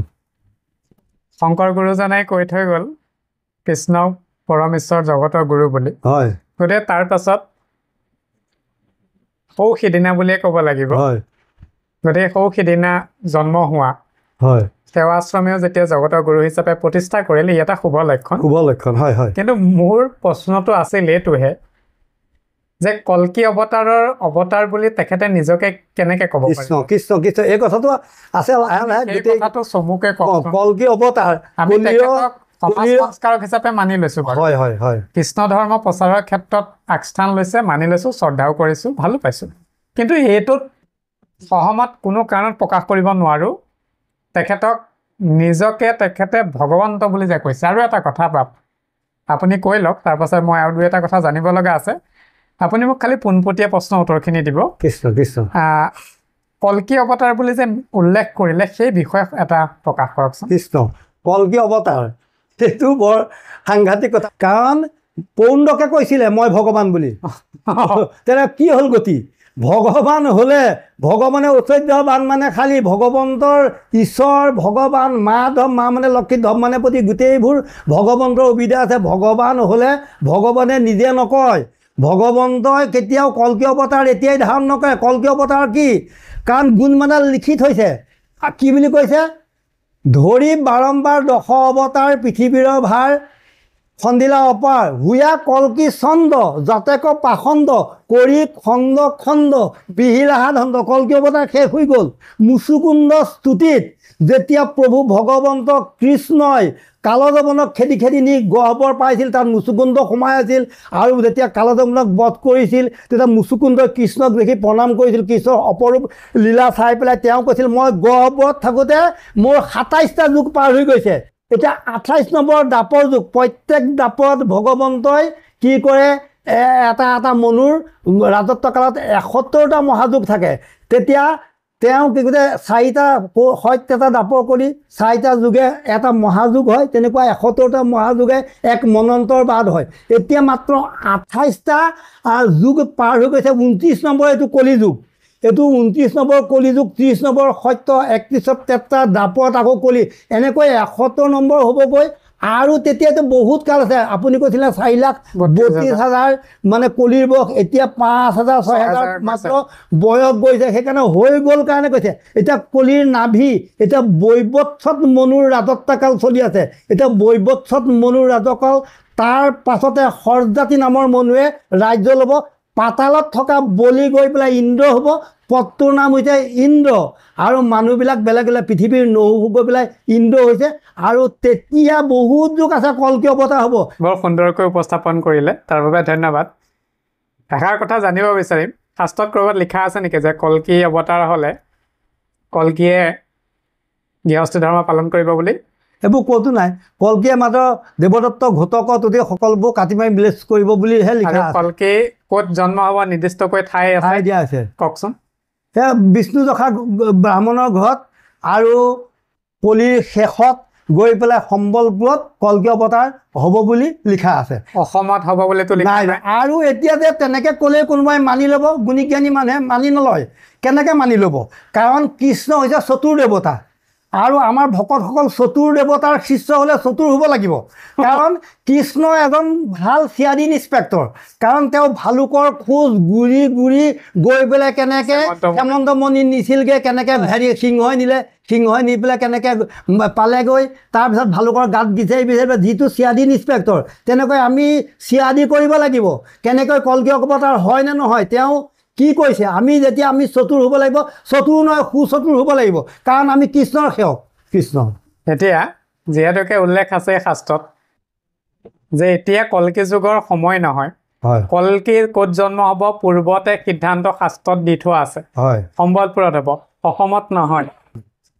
আৰু এটা কথা, কল্কি এটা সময়ৰ নিৰ্দিষ্ট সময়ত আহিব, গতিকে এতিয়া কল্কি অহাৰ সময় নহয়। আৰু এটা কথা, ক'তোতো উল্লেখ নাই যে কল্কিয়ে গৃহস্থী কৰিব, নাই। তেন্তে হ'লে এতিয়া আমি প্ৰেমানন্দ প্ৰভু ঈশ্বৰে তেখেতে গৃহস্থী ধৰ্ম পালন কৰি আছে। মই সমালোচনা নহয়, পোনপটীয়াকৈ প্ৰকাশ কৰিব বিচাৰিছোঁ। তেতিয়াহ'লে তেখেতৰ আইগৰাকী নিশ্চয় ৰুক্মিণী হ'ব লাগিব, সীতা হ'ব লাগিব, লক্ষ্মী হ'ব লাগিব, নহ'লে মহামায়া হ'ব লাগিব। গতিকে তেখেতৰ আইগৰাকী সেই ৰূপত আছে নেকি, সেই কথাটোও প্ৰকাশ কৰিব। গতিকে আমি পোনপটীয়াকৈ এভাগ কথা তেখেতলৈকে প্ৰকাশ কৰিলোঁ যে তেখেতৰ আইগৰাকী, যিহেতুকে কল্কিৰ গৃহস্থী ধৰ্ম পালনৰ কোনো ধৰণৰ উল্লেখ নাই, তেন্তে হ'লে তেখেতৰ আইগৰাকী যিহেতুকে কৃষ্ণৰ দাপৰ যুগত আহোঁতে ৰুক্মিণীৰ লগত আহিছে, ৰাম আহোঁতে সীতা হিচাপে আহিছে, বিষ্ণু অৱতাৰত লক্ষ্মী হিচাপে আছে, নাৰায়ণত মহামায়া হিচাপে আছে, তেন্তে হ'লে এতিয়াৰ কৃষ্ণগুৰুৰ নামেৰে খ্যাত প্ৰেমানন্দ প্ৰভুজনাই নিজকে যি কল্কি বুলি কৈছে, তেখেতৰ যি এতিয়া ভাৰ্যা সহধৰ্মিনী পত্নী, তেখেত কি নিজেই মহামায়া স্বৰূপ নেকি, সেই কথাভাগ আমাক জনাব বুলি এটা প্ৰকাশো কৰিছোঁ। এতিয়া পৰৱৰ্তী কথালৈ আমি জানিব বিচাৰোঁ যে কৃষ্ণগুৰু সেৱা আশ্ৰমত যিখিনি কথা আলোচনা হৈ থাকে, সেইখিনি কোনো ধৰণৰ স্পষ্টবাদিতা হিচাপে সামাজিক মাধ্যমত প্ৰচাৰ প্ৰসাৰ নহয়। আমাৰ কথা এটা আছে যে কোনোবা এজন সত্ৰাধিকাৰে সত্ৰত যিখিনি শিষ্যক প্ৰশিক্ষক শিক্ষা দিয়ে, তাৰ উপৰিও ভাগৱত চৰ্চাই হওক, গীতা শাস্ত্ৰই হওক, অন্যান্য পুৰাণ উপপুৰাণ, গুৰুচৰিত, নামঘোষা, কীৰ্তন ঘোষা, দশম, সমস্তখিনি য'ত শ্ৰীকৃষ্ণৰ লীলা বৰ্ণনা আছে, সেইখিনি কোনোবা হয়তো ব্যাখ্যাকাৰ হিচাপে প্ৰকাশ কৰি আছে, নহয়তো প্ৰতিষ্ঠাপক হিচাপে প্ৰকাশ কৰি আছে, গুৰু জয়ন্তী হিচাপেও তাত প্ৰকাশ কৰি আছে, কৃষ্ণ জন্মাষ্টমী হিচাপেও প্ৰকাশ কৰি আছে। অৰ্থাৎ প্ৰত্যেকটো বিষয়ববীয়াত থকা প্ৰত্যেকটো অনুষ্ঠানৰ মুৰব্বীসকলে বা ব্যাখ্যাকাৰসকলে ভাগৱত চৰ্চা কৰি আছে, ব্যাখ্যা কৰি আছে। তেন্তে হ'লে প্ৰেমানন্দ প্ৰভু ঈশ্বৰে যি নিজকে প্ৰভু ঈশ্বৰ বুলি কৈছে, কল্কি অৱতাৰ বুলি কৈছে, তেখেতৰ কোনো তেনেকুৱা ধৰণৰ ব্যাখ্যা ক'তো মই এতিয়ালৈকে দেখা নাই। আপুনি দেখিছে যদি মই নাজানো, নাই দেখা। এতিয়া যদি প্ৰেমানন্দ প্ৰভু জনাই কৃষ্ণৰ কথাই প্ৰকাশ কৰে, তেতিয়াহ'লে সামাজিক মাধ্যমত স্পষ্টকৈ প্ৰকাশ কৰাটো আমি বাঞ্ছা কৰিম। তেওঁ ভাগৱত ব্যাখ্যা কৰি দিয়ক, তেওঁ কীৰ্তন ব্যাখ্যা কৰি দিয়ক, শ্ৰীকৃষ্ণ দৰ্শন ব্যাখ্যা কৰি দিয়ক, তেনেকৈ সমাজত প্ৰচাৰ কৰক। তেওঁ নিজৰ অনুষ্ঠানৰ ভিতৰত কি প্ৰচাৰ কৰিছে, কিজানি নিজকে শ্ৰেষ্ঠত্ব দেখুৱাবলৈ গৈ কৃষ্ণৰ দৰ্শনৰ আদৰ্শলৈ নিজকে ওপৰলৈ নিছে। তেতিয়াহ'লে সেইটো যদি হয়, তেতিয়াহ'লে এই আপুনি যিটো উদাহৰণ দিলে ভকত সমাজ, হয়, ধৃতৰাষ্ট্ৰই ব্যাসৰ নন্দন হিচাপে থাকিও তেওঁ মাতৃৰ গৰ্ভত ধাৰণ কৰাৰ সময়ত কিবা এটা বিজুতি ঘটাৰ কাৰণে তেওঁ বা অন্ধগতি হ'ল, অন্ধ হিচাপে জন্ম, এইটো জন্মগত। গান্ধাৰ দেশৰ কন্যা গান্ধাৰীয়ে স্বামীলৈ বিবাহ হ'লো কাৰণে, স্বামী অন্ধ কাৰণে নিজেও চকুত আৰ কাপোৰ তৰি ল'লোঁ বুলি কৈ যিটো পতিব্ৰতা ধৰ্ম পালন কৰিলে, পৰৱৰ্তী কালত সেই গান্ধাৰীয়ে ধৃতৰাষ্ট্ৰই যিমানখিনি অধৰ্ম কাম কৰিছিলে সেই অধৰ্মত সমভাগী হৈও থাকিলে। তেন্তে হ'লে মোৰ জানিবলগীয়া আৰু মোৰ প্ৰশ্ন এইটোৱেই যে সেই প্ৰেমানন্দ প্ৰভু ঈশ্বৰৰ অধীনত বা তেখেতক গুৰু মানি থকা সেই সমস্তখিনি ভকত সেই গান্ধাৰী স্বৰূপে থাকি চকুত কি আৰ কাপোৰ মাৰি আছে নেকি? বৰ সুন্দৰ শুদ্ধ প্ৰশ্ন। আপুনি সেই বিষয়ে কি কয় অকণ প্ৰকাশ কৰক। কাৰণ এইবিলাক প্ৰশ্ন বৰ দীঘলকৈ ক'বলগীয়া হয়, তথাপি সময়লৈ চাই পেলাই, কাৰণ ভিডিঅ'টো দীঘলো হ'ব আৰু ৰাইজে আমনি পাব। কিন্তু এইবিলাক যে কথা, প্ৰত্যেক কথাটোৰে একোটা কওঁতে বহুত দীঘল হয়। কাৰণ চমুকেই ক'ম, কাৰণ যিসকল ভকত তাত গৈছে আৰু আপুনি কোৱা মতে সত্ৰ অধিকাৰ হ'লে যিখিনি তেওঁৰ গুণাগুণ যিখিনি কৰিব লাগে সেইখিনি আমাৰ সামাজিক মাধ্যমত সেইখিনি স্পষ্টকৈ আহে, প্ৰচাৰ কৰে। এতিয়া আউনীআটী সত্ৰৰ সত্ৰাধিকাৰ প্ৰভু জনাই হওক, বৰদোৱা সত্ৰৰে হওক, মধুপুৰ সত্ৰৰে হওক, বা আমি অধৰ্মেও যি সামান্য পাৰিছোঁ আমি প্ৰকাশ কৰিছোঁ। ছ'চিয়েল মিডিয়াত সেইখিনি বস্তু আছে। তেখেতৰ ভাগৱত দৰ্শনৰ ভাগৱতৰ এটা ব্যাখ্যাও আমি এতিয়ালৈকে দেখা নাই, কৃষ্ণ দৰ্শনৰ এটা ব্যাখ্যাও সামাজিক মাধ্যমত দেখা নাই। গতিকে সেই বিষয়ে আৰু আপোনাক যিষাৰ কথা জানিব বিচাৰিলোঁ অকণমান চমুকৈ প্ৰকাশ কৰক। কাৰণ তেখেতে কৈছে যে বেদৰ ৰহস্য তত্ত্ব সমস্ত জানন্ত, কৃষ্ণক ভকতি বলে সাক্ষাৎ কৰন্ত, তাৰাক বলয় সাধু জানা সাৰে সাৰ, তাহাৰ এষে উপদেশে তৰয় সংসাৰ। বেদৰ ৰহস্য তত্ত্ব সমস্ত জানিব লাগিব, কাৰণ নিজস্ব লাভ বোলা বস্তুটোতো তাত নাই। কাৰণ জয় কৃষ্ণ, কৃষ্ণ গুৰু বুলি যিটো নাম গাইছে, আমাৰ জয় জয় কৃষ্ণ কৃপাময় দেৱ হৰি, শংকৰ গুৰুজনাই কৈ গৈছে সমস্ততে জয়। কাৰণ আমাৰ চাৰি জয়, কাৰণ পূৰ্বকালে এই দেশত ভক্তি নাছিল, নানা ধৰ্ম কৰ্ম, নানা দেৱ দেৱতা উপাসনাত সেইসকলৰ জয় আছিল। আমি শ্ৰীমন্ত শংকৰদেৱৰ উপদেশে কৃষ্ণৰ সেৱক যেতিয়া, আমি এইটো শ্লোগান, চাৰিটা শ্লোগান, জয় ৰাম, জয় নাৰায়ণ, জয় কৃষ্ণ, জয় জগতগুৰু শ্ৰীমন্ত শংকৰ, এই আমাৰ চাৰিৰ জয় হয়। এই জয় কৃষ্ণ বুলি আমি কোৱা কথা, গুৰুজনাই কোৱা কথা, আমাৰ কথাটোকে তেখেতসকলে ধাৰ কৰি নিছে। আৰু তাত যিসকল ভকত তাত উপনিৱেশন হৈছেগৈ আৰু যিসকল তাত গৈ পেলাই কৃষ্ণ গুৰু সেৱাশ্ৰমৰ সেৱক হৈছে, সেইসকল কোনোবা প্ৰকাৰে আমাৰ মহাপুৰুষ গুৰুজনাৰে শিষ্য। কাৰণ এজন শিষ্য ভাইৰেল হৈছে, এজন মানে এখন ভাগৱতী সমাজত শংকৰদেৱ বঁটা বিজয়ী আৰু যাক মানে বাপ ঈশ্বৰ বুলি কোৱা হয়, শ্ৰীমন্ত শংকৰদেৱ সংঘৰ উপপদাধিকাৰ আছিল পণ্ডিত, বেদজ্ঞ পণ্ডিত এজন ইলাৰাম দাস বা তেখেতৰ ওচৰত তেখেতে শৰণ লৈছোঁ বুলি কৈছিলে। তাৰপিছত শ্ৰীমন্ত শংকৰদেৱ সংঘত 7 বছৰ বোলে আছিলে। ইয়াত গুৰু চিনি নাপালে, একো শাস্ত্ৰ সমস্ত চিনি নাপালে, এতিয়া সাকাৰ গুৰু লাগে বুলি এতিয়া প্ৰেমানন্দ বাপক যেতিয়া গুৰু ভজিছে, তেনেহ'লে যিসকল ভকত তাত আছে তেওঁলোকে জানিছিল। কাৰণ শংকৰদেৱৰ ওচৰলৈ মথুৰাদাস বুঢ়া এটাৰ লগত কেইজনমান শিষ্য আহি পেলাই গুৰু ধৰ্ম ল'বৰ কাৰণে আহিছিলে। তেতিয়া শংকৰদেৱে কৈছিলে, বাপ মোৰ ওচৰলৈ যে আহিলা, তোমালোকে আগতে কিবা শাস্ত্ৰ পঢ়িছিলা, কিবা জানিছিলা নেকি যে আমি চৈতন্যপন্থী আছিলোঁ? তেনেহ'লে আগৰ গুৰুজনাৰ নাম মাটিত লিখি ভৰিৰে মোহাৰি পেলাওক। তেতিয়া মই আপোনালোকক শিষ্যত্ব শৰণ দিম। তেতিয়া বাকী কেইজনে মোহাৰি পেলালে, মধুদাস বুঢ়া এটাই ফেকুৰি কান্দিছিলে, বোলে কিয় নুমচিলা, বোলে তেখেতৰ পৰাই চকু মুকল খালে আপোনাৰ ওচৰলৈ আহিবলৈ পালোঁ, সেইকাৰণে মই এইটো কাম কৰিব নোৱাৰোঁ। বৰপেটা সত্ৰৰ অধিকাৰ পাতিলে। তেনেহ'লে এই ভকতসকল প্ৰত্যেকৰ শিৰাই দেহৰ নোমৰ ৰন্ধ্ৰে ৰন্ধ্ৰে শংকৰ সোমাই আছে। কাৰণ সমস্ত আকাশ বতাহ শংকৰ আমাৰ জাতিৰ দাপোন, জাতিৰ প্ৰাণ। শংকৰে শুদ্ধ মত ঈশ্বৰৰ ভকতি তত্ত্ব প্ৰচাৰিলা শাস্ত্ৰ সাৰ জানি। সমস্ত শাস্ত্ৰত শংকৰদেৱৰ বিষয়ে জানে, আৰু শংকৰদেৱৰ মানে অনুগামী কোনোবা শিষ্য প্ৰশিষ্য গৈ পেলাই তাত শৰণ গ্ৰহণ কৰিছে। প্ৰথমতে অৰুণ দত্তদেৱে কি কৰিছিলে, এই কি কৰিলে, ল'ৰা ছোৱালী নোহোৱা মানুহবিলাকক ল'ৰা ছোৱালী হ'বৰ কাৰণে কিবা দেৱাই জাতি দিছিলে। তাৰপিছতে জ্বৰ হৈছিলে, বোলে প্ৰভু ঈশ্বৰ মোৰ জ্বৰ হৈছে, সৌৰা পাত তিয়াই থৈ খাবি যা, শেৱালি পাত তিয়াই থৈ খাবি যা, আৰু মই নাম ল'বলৈ আহিছোঁ। অৰুণ দত্তদেৱে কাণত পিতৃয়ে কৰিছিলে, আৰু দেৱাই জাতি দিছিলে, ল'ৰা ছোৱালী নোহোৱা ল'ৰা ছোৱালী হৈছিলে, তেনেকৈ বেমাৰ ব্যাধি ভাল কৰিছিল প্ৰথমতে। তেনেকৈ প্ৰচাৰ হৈ পেলাই এতিয়া কৃষ্ণগুৰু সেৱাশ্ৰমত ভকতৰে ভৰি পৰিছে। বৰ ভাল কথা। কৃষ্ণ প্ৰভু। মই আৰু এভাগ কথা জানিবলৈ বিচাৰিম। মহাপুৰুষ শ্ৰীমন্ত শংকৰদেৱ গুৰুজনাৰ নিজৰ হাতৰ কলমক এটা বিকৃতি কৰা দেখা গৈছে।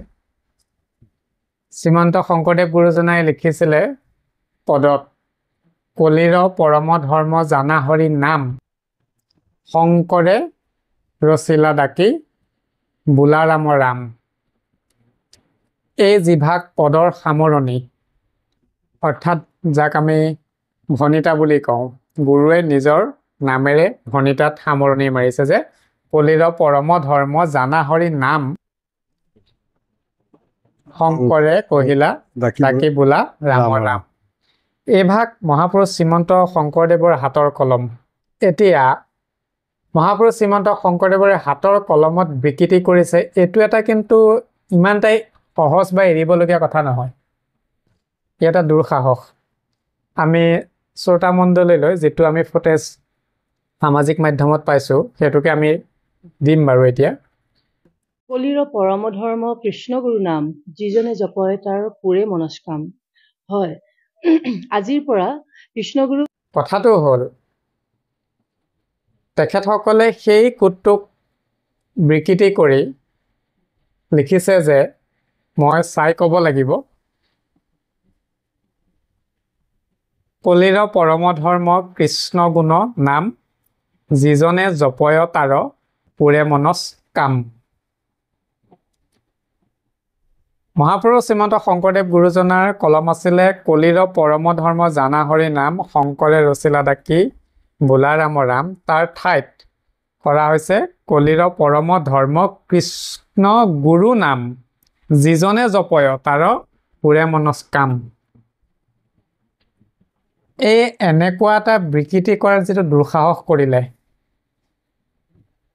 মই নিজে এইবুলিও ক'ব বিচাৰোঁ যে সাধাৰণ এখন লিখনিৰ পৰা দুটা শাৰী যদি বেলেগে তাক প্ৰতিলিপি কৰে, তেতিয়াহ'লেও পৰৱৰ্তী লিখকজনে উল্লেখ কৰে যে মই আমুকৰ পৰা লৈছোঁ।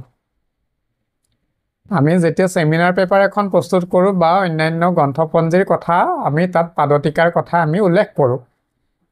কিন্তু ইমান এটা ডাঙৰ পৰম্পৰা আজি 500 বছৰতকৈ অধিক কাল হ'ল চলি আহি আছে, তেনেকুৱা এটা গুৰু পৰম্পৰাক বিকৃত কৰিলে আজিৰ তাৰিখতো আজিৰ সমাজখনে, মই বাহিৰৰ কথা নকওঁগৈ, আজিৰ সমাজখনেও নীৰৱতাৰে যে কেনেকৈ আছে। তাৰ কাৰণে সত্ৰসমূহেই হওক, লাগিলে শ্ৰীমন্ত শংকৰদেৱ সংঘই নহওক কিয়, একশৰণ ভাগৱতী সমাজেই নহওক কিয়, শংকৰ মাধৱ সমাজেই নহওক কিয়, বা প্ৰত্যেকজন শ্ৰীমন্ত শংকৰদেৱৰ অনুগামী শিষ্য প্ৰশিষ্য ভকত বৈষ্ণৱ যিয়েই নহওক, সকলোৱে এই ক্ষেত্ৰত এতিয়ালৈকে যে নিমাত হৈ আছে। আৰু আপুনি এজন নিজেই মহাপুৰুষ শ্ৰীমন্ত শংকৰদেৱ সংঘৰ এজন একনিষ্ঠ সেৱক, তেনে ক্ষেত্ৰতো এতিয়া আপোনালোকৰ বা এই ক্ষেত্ৰত যিটো বিকৃতি ৰূপ ল'লে, ইয়াৰ প্ৰত্যুত্তৰ হিচাপে আপুনি কি দিব বিচাৰে? কৃষ্ণ, সেইটো বৰ দুৰ্ভাগ্যজনক বৰ সাংঘাতিক এটা কৰ্ম হৈছে আৰু এই বস্তুটো তুঁহজুই উমি উমি জ্বলে ইয়াৰ প্ৰতিকাৰ মানে অসমবাসীয়ে যে নকৰিব সেইটো মানে নাই হয়তো কৰিব সকলোৱে গা বেজবেজাই আছে কাৰণ বিশেষকৈ সত্ৰসমূহৰো সেই কথাত বেছিকৈ হ'ব লাগিব কাৰণ সত্ৰই নাম দিছে যদি সত্ৰসকলে ভুল কৰে চব ফালৰ পৰা জাঙুৰ খাই উঠে কৃষ্ণগুৰু সত্ৰ বুলি কৈছে এতিয়া সত্ৰই যিখিনি কৰ্ম কৰিব নালাগে আজিলৈকে ইমান দিন সত্ৰই যদিও কোনোবা সত্ৰত মহাপুৰুষৰ আৰ্হিত অকণমান মানে দুৰ্বল আলাগাপা পিছা হৈছে তথাপিও শংকৰ গুৰুজনাক মানিছে শংকৰ গুৰুজনাক কৃষ্টি সংস্কৃতিৰ নাম গুণ গাইছে কোনো সত্ৰই শংকৰদেৱক মানে ঢাকন দিয়া নাই কিন্তু আৰু এনেকুৱা দুঃসাহসিতা কৰ্ম কৰা নাই কিন্তু এইটো কৰিছে বৰ সাংঘাতিক কৰ্ম হৈছে কাৰণ অসমবাসীয়ে মানে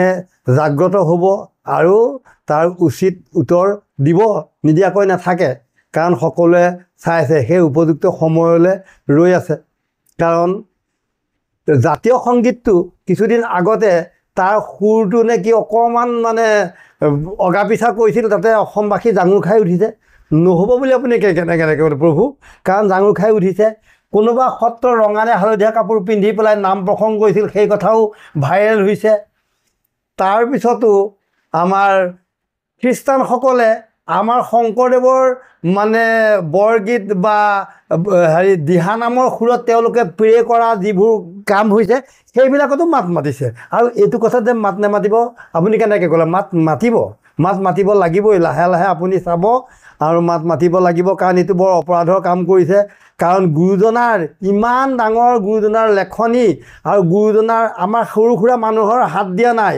অসমীয়া কাৰো হাত দিয়া নাই এজন জাতীয় গুৰু অসমৰ মানে জাতিৰ পিতা আৰু গুৰু বুলি সকলোৱে শিৰত লৈ ফুৰা এই গুৰুজনাক তেওঁলোকে যেতিয়া এইখিনি কৰিছে তেতিয়াহ'লে তেখেতসকল নিশ্চয় মানে অপৰাধৰ পাত্ৰ হৈছে আপোনাৰ কথাৰ লগত মই আৰু এভাগ কথা সংগতি ৰাখিম এতিয়া মই চায়েই ক'ব লাগিব কাৰণ এইখিনি মই মুখস্থ কৰাটোতো নাই আৰু মই নিবিচাৰোঁ কণ্ঠস্থ কৰাৰ প্ৰয়োজন নাই কাৰণ গুৰু আদৰ্শৰ যিখিনি আছে গীতা ভাগৱত মহাভাৰত ৰামায়ণ অজস্ৰখিনি আছে আমি এইখিনি দৰকাৰ নাই গুৰুস্তুতি বুলি উল্লেখ আছে তেওঁলোকৰ জয় পূৰ্ণ অৱতাৰ ৰবিৰ তনয় ন সত্ৰে মায়াগৰ্ভে অৰুণ উদয় জগতে জানিল তুমি প্ৰভু কৃষ্ণ গুৰু ৰবিৰ বংশত তুমি ধৰা নৰ তনু মই ইয়াৰ উত্তৰ আপোনাৰ পৰা নিবিচাৰোঁ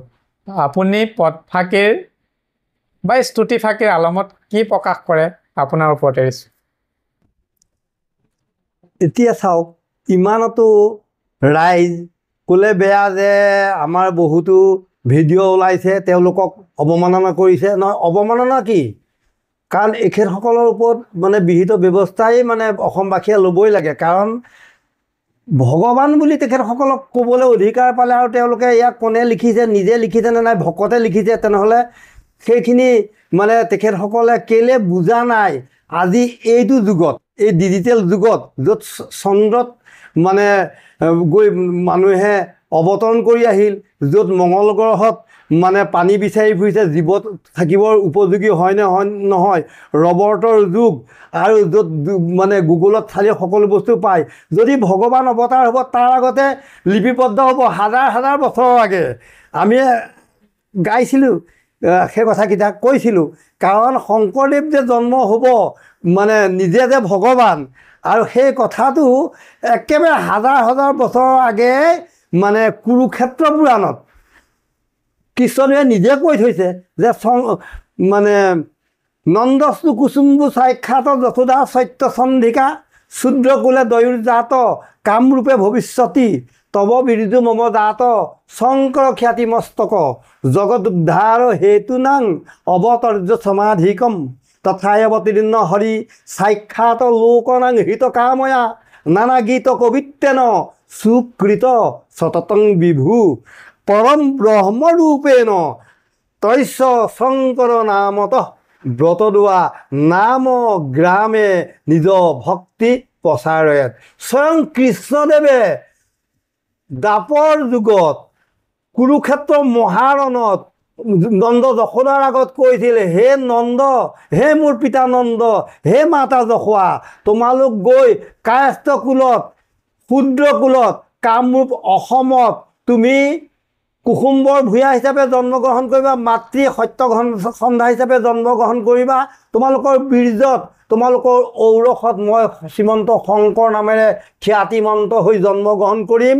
নানা গীত কবিতা চপয় দুটৈ ভতিমৰে সৈতে মোৰ নিজৰ ধৰ্ম প্ৰচাৰ কৰিম। তেনেহ'লে সেইবোৰ কথা লিপিবদ্ধ হৈ থাকিব লাগিব, কাৰণ আমি আগতেও কৈছোঁ এইবিলাক কথা য'তে ত'তে। কাৰণ পদ্মপুৰাণ নামৰ এখন ডাঙৰ পুৰাণ আছে, তাতো কৈছে কি বুলি কৈছে, তাত কন্ধভূষণ বটদোৱা ধামৰ এজন জ্যোতিষত সাৰ, এজন জ্যোতিষ বিশাৰদ, আৰু তেওঁ নিজকে নিজে দুৰাচাৰ বুলি কৈছে। কাৰণ তেখেতে শংকৰদেৱৰ লগত বহুতো বাদ বিতণ্ডা কৰিছিল।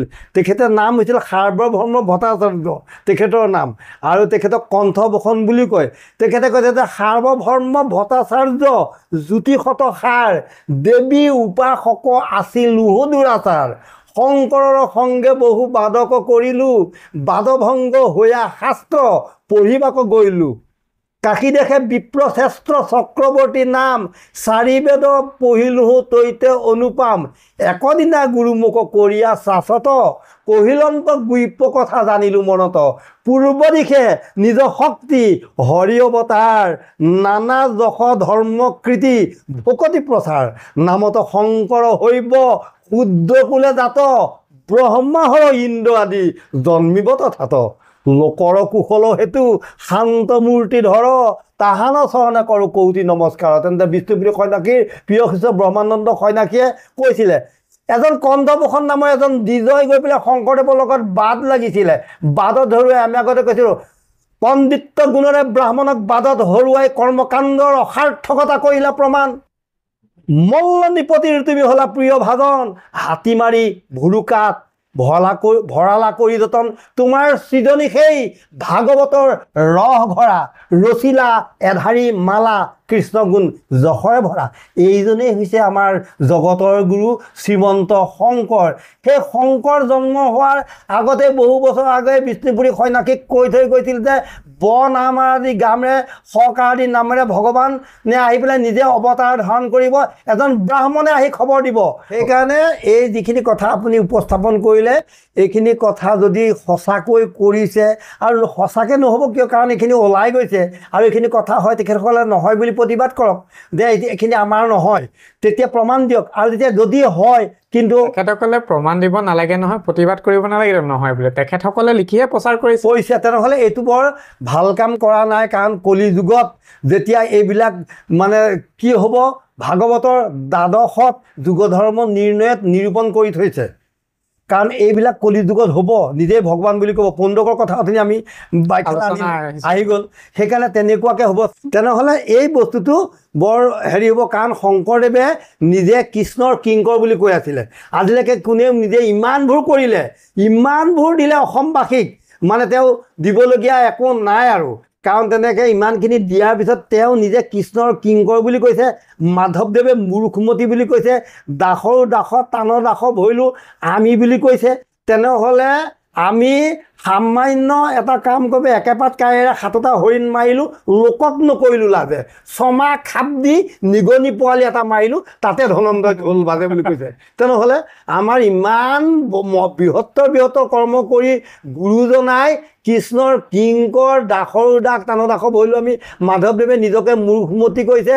হে প্ৰভু ভগৱন্ত, ইটো সংসাৰত যত আছে পাপী তাৰ মই সীমা, তেওঁ সীমা বান্ধি দিছে, আৰু তাতকৈ তেওঁতকৈ আৰু পাপী নাই। তেনেহ'লে চাওক, আমাৰ সেয়াই হৈছে গুৰু, সেয়াই হৈছে চিৰনমস্য জগতৰ গুৰু, আমাৰ অসমৰ গৌৰৱ।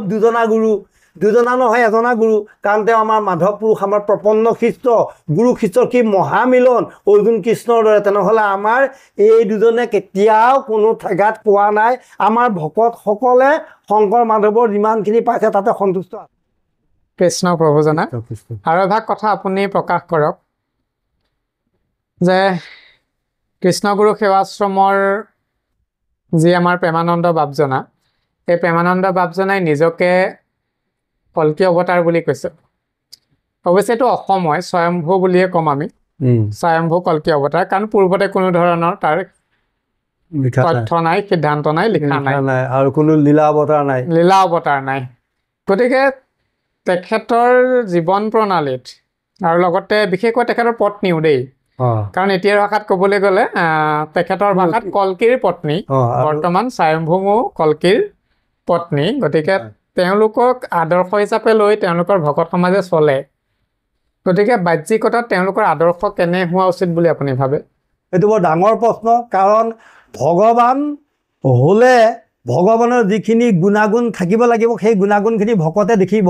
তেখেতসকলৰ ভকতে নহয়, সমস্ত ভকতে জগতে দেখিব, কাৰণ সেইখিনি ভকতে যেতিয়া দেখিব প্ৰচাৰ হ'ব।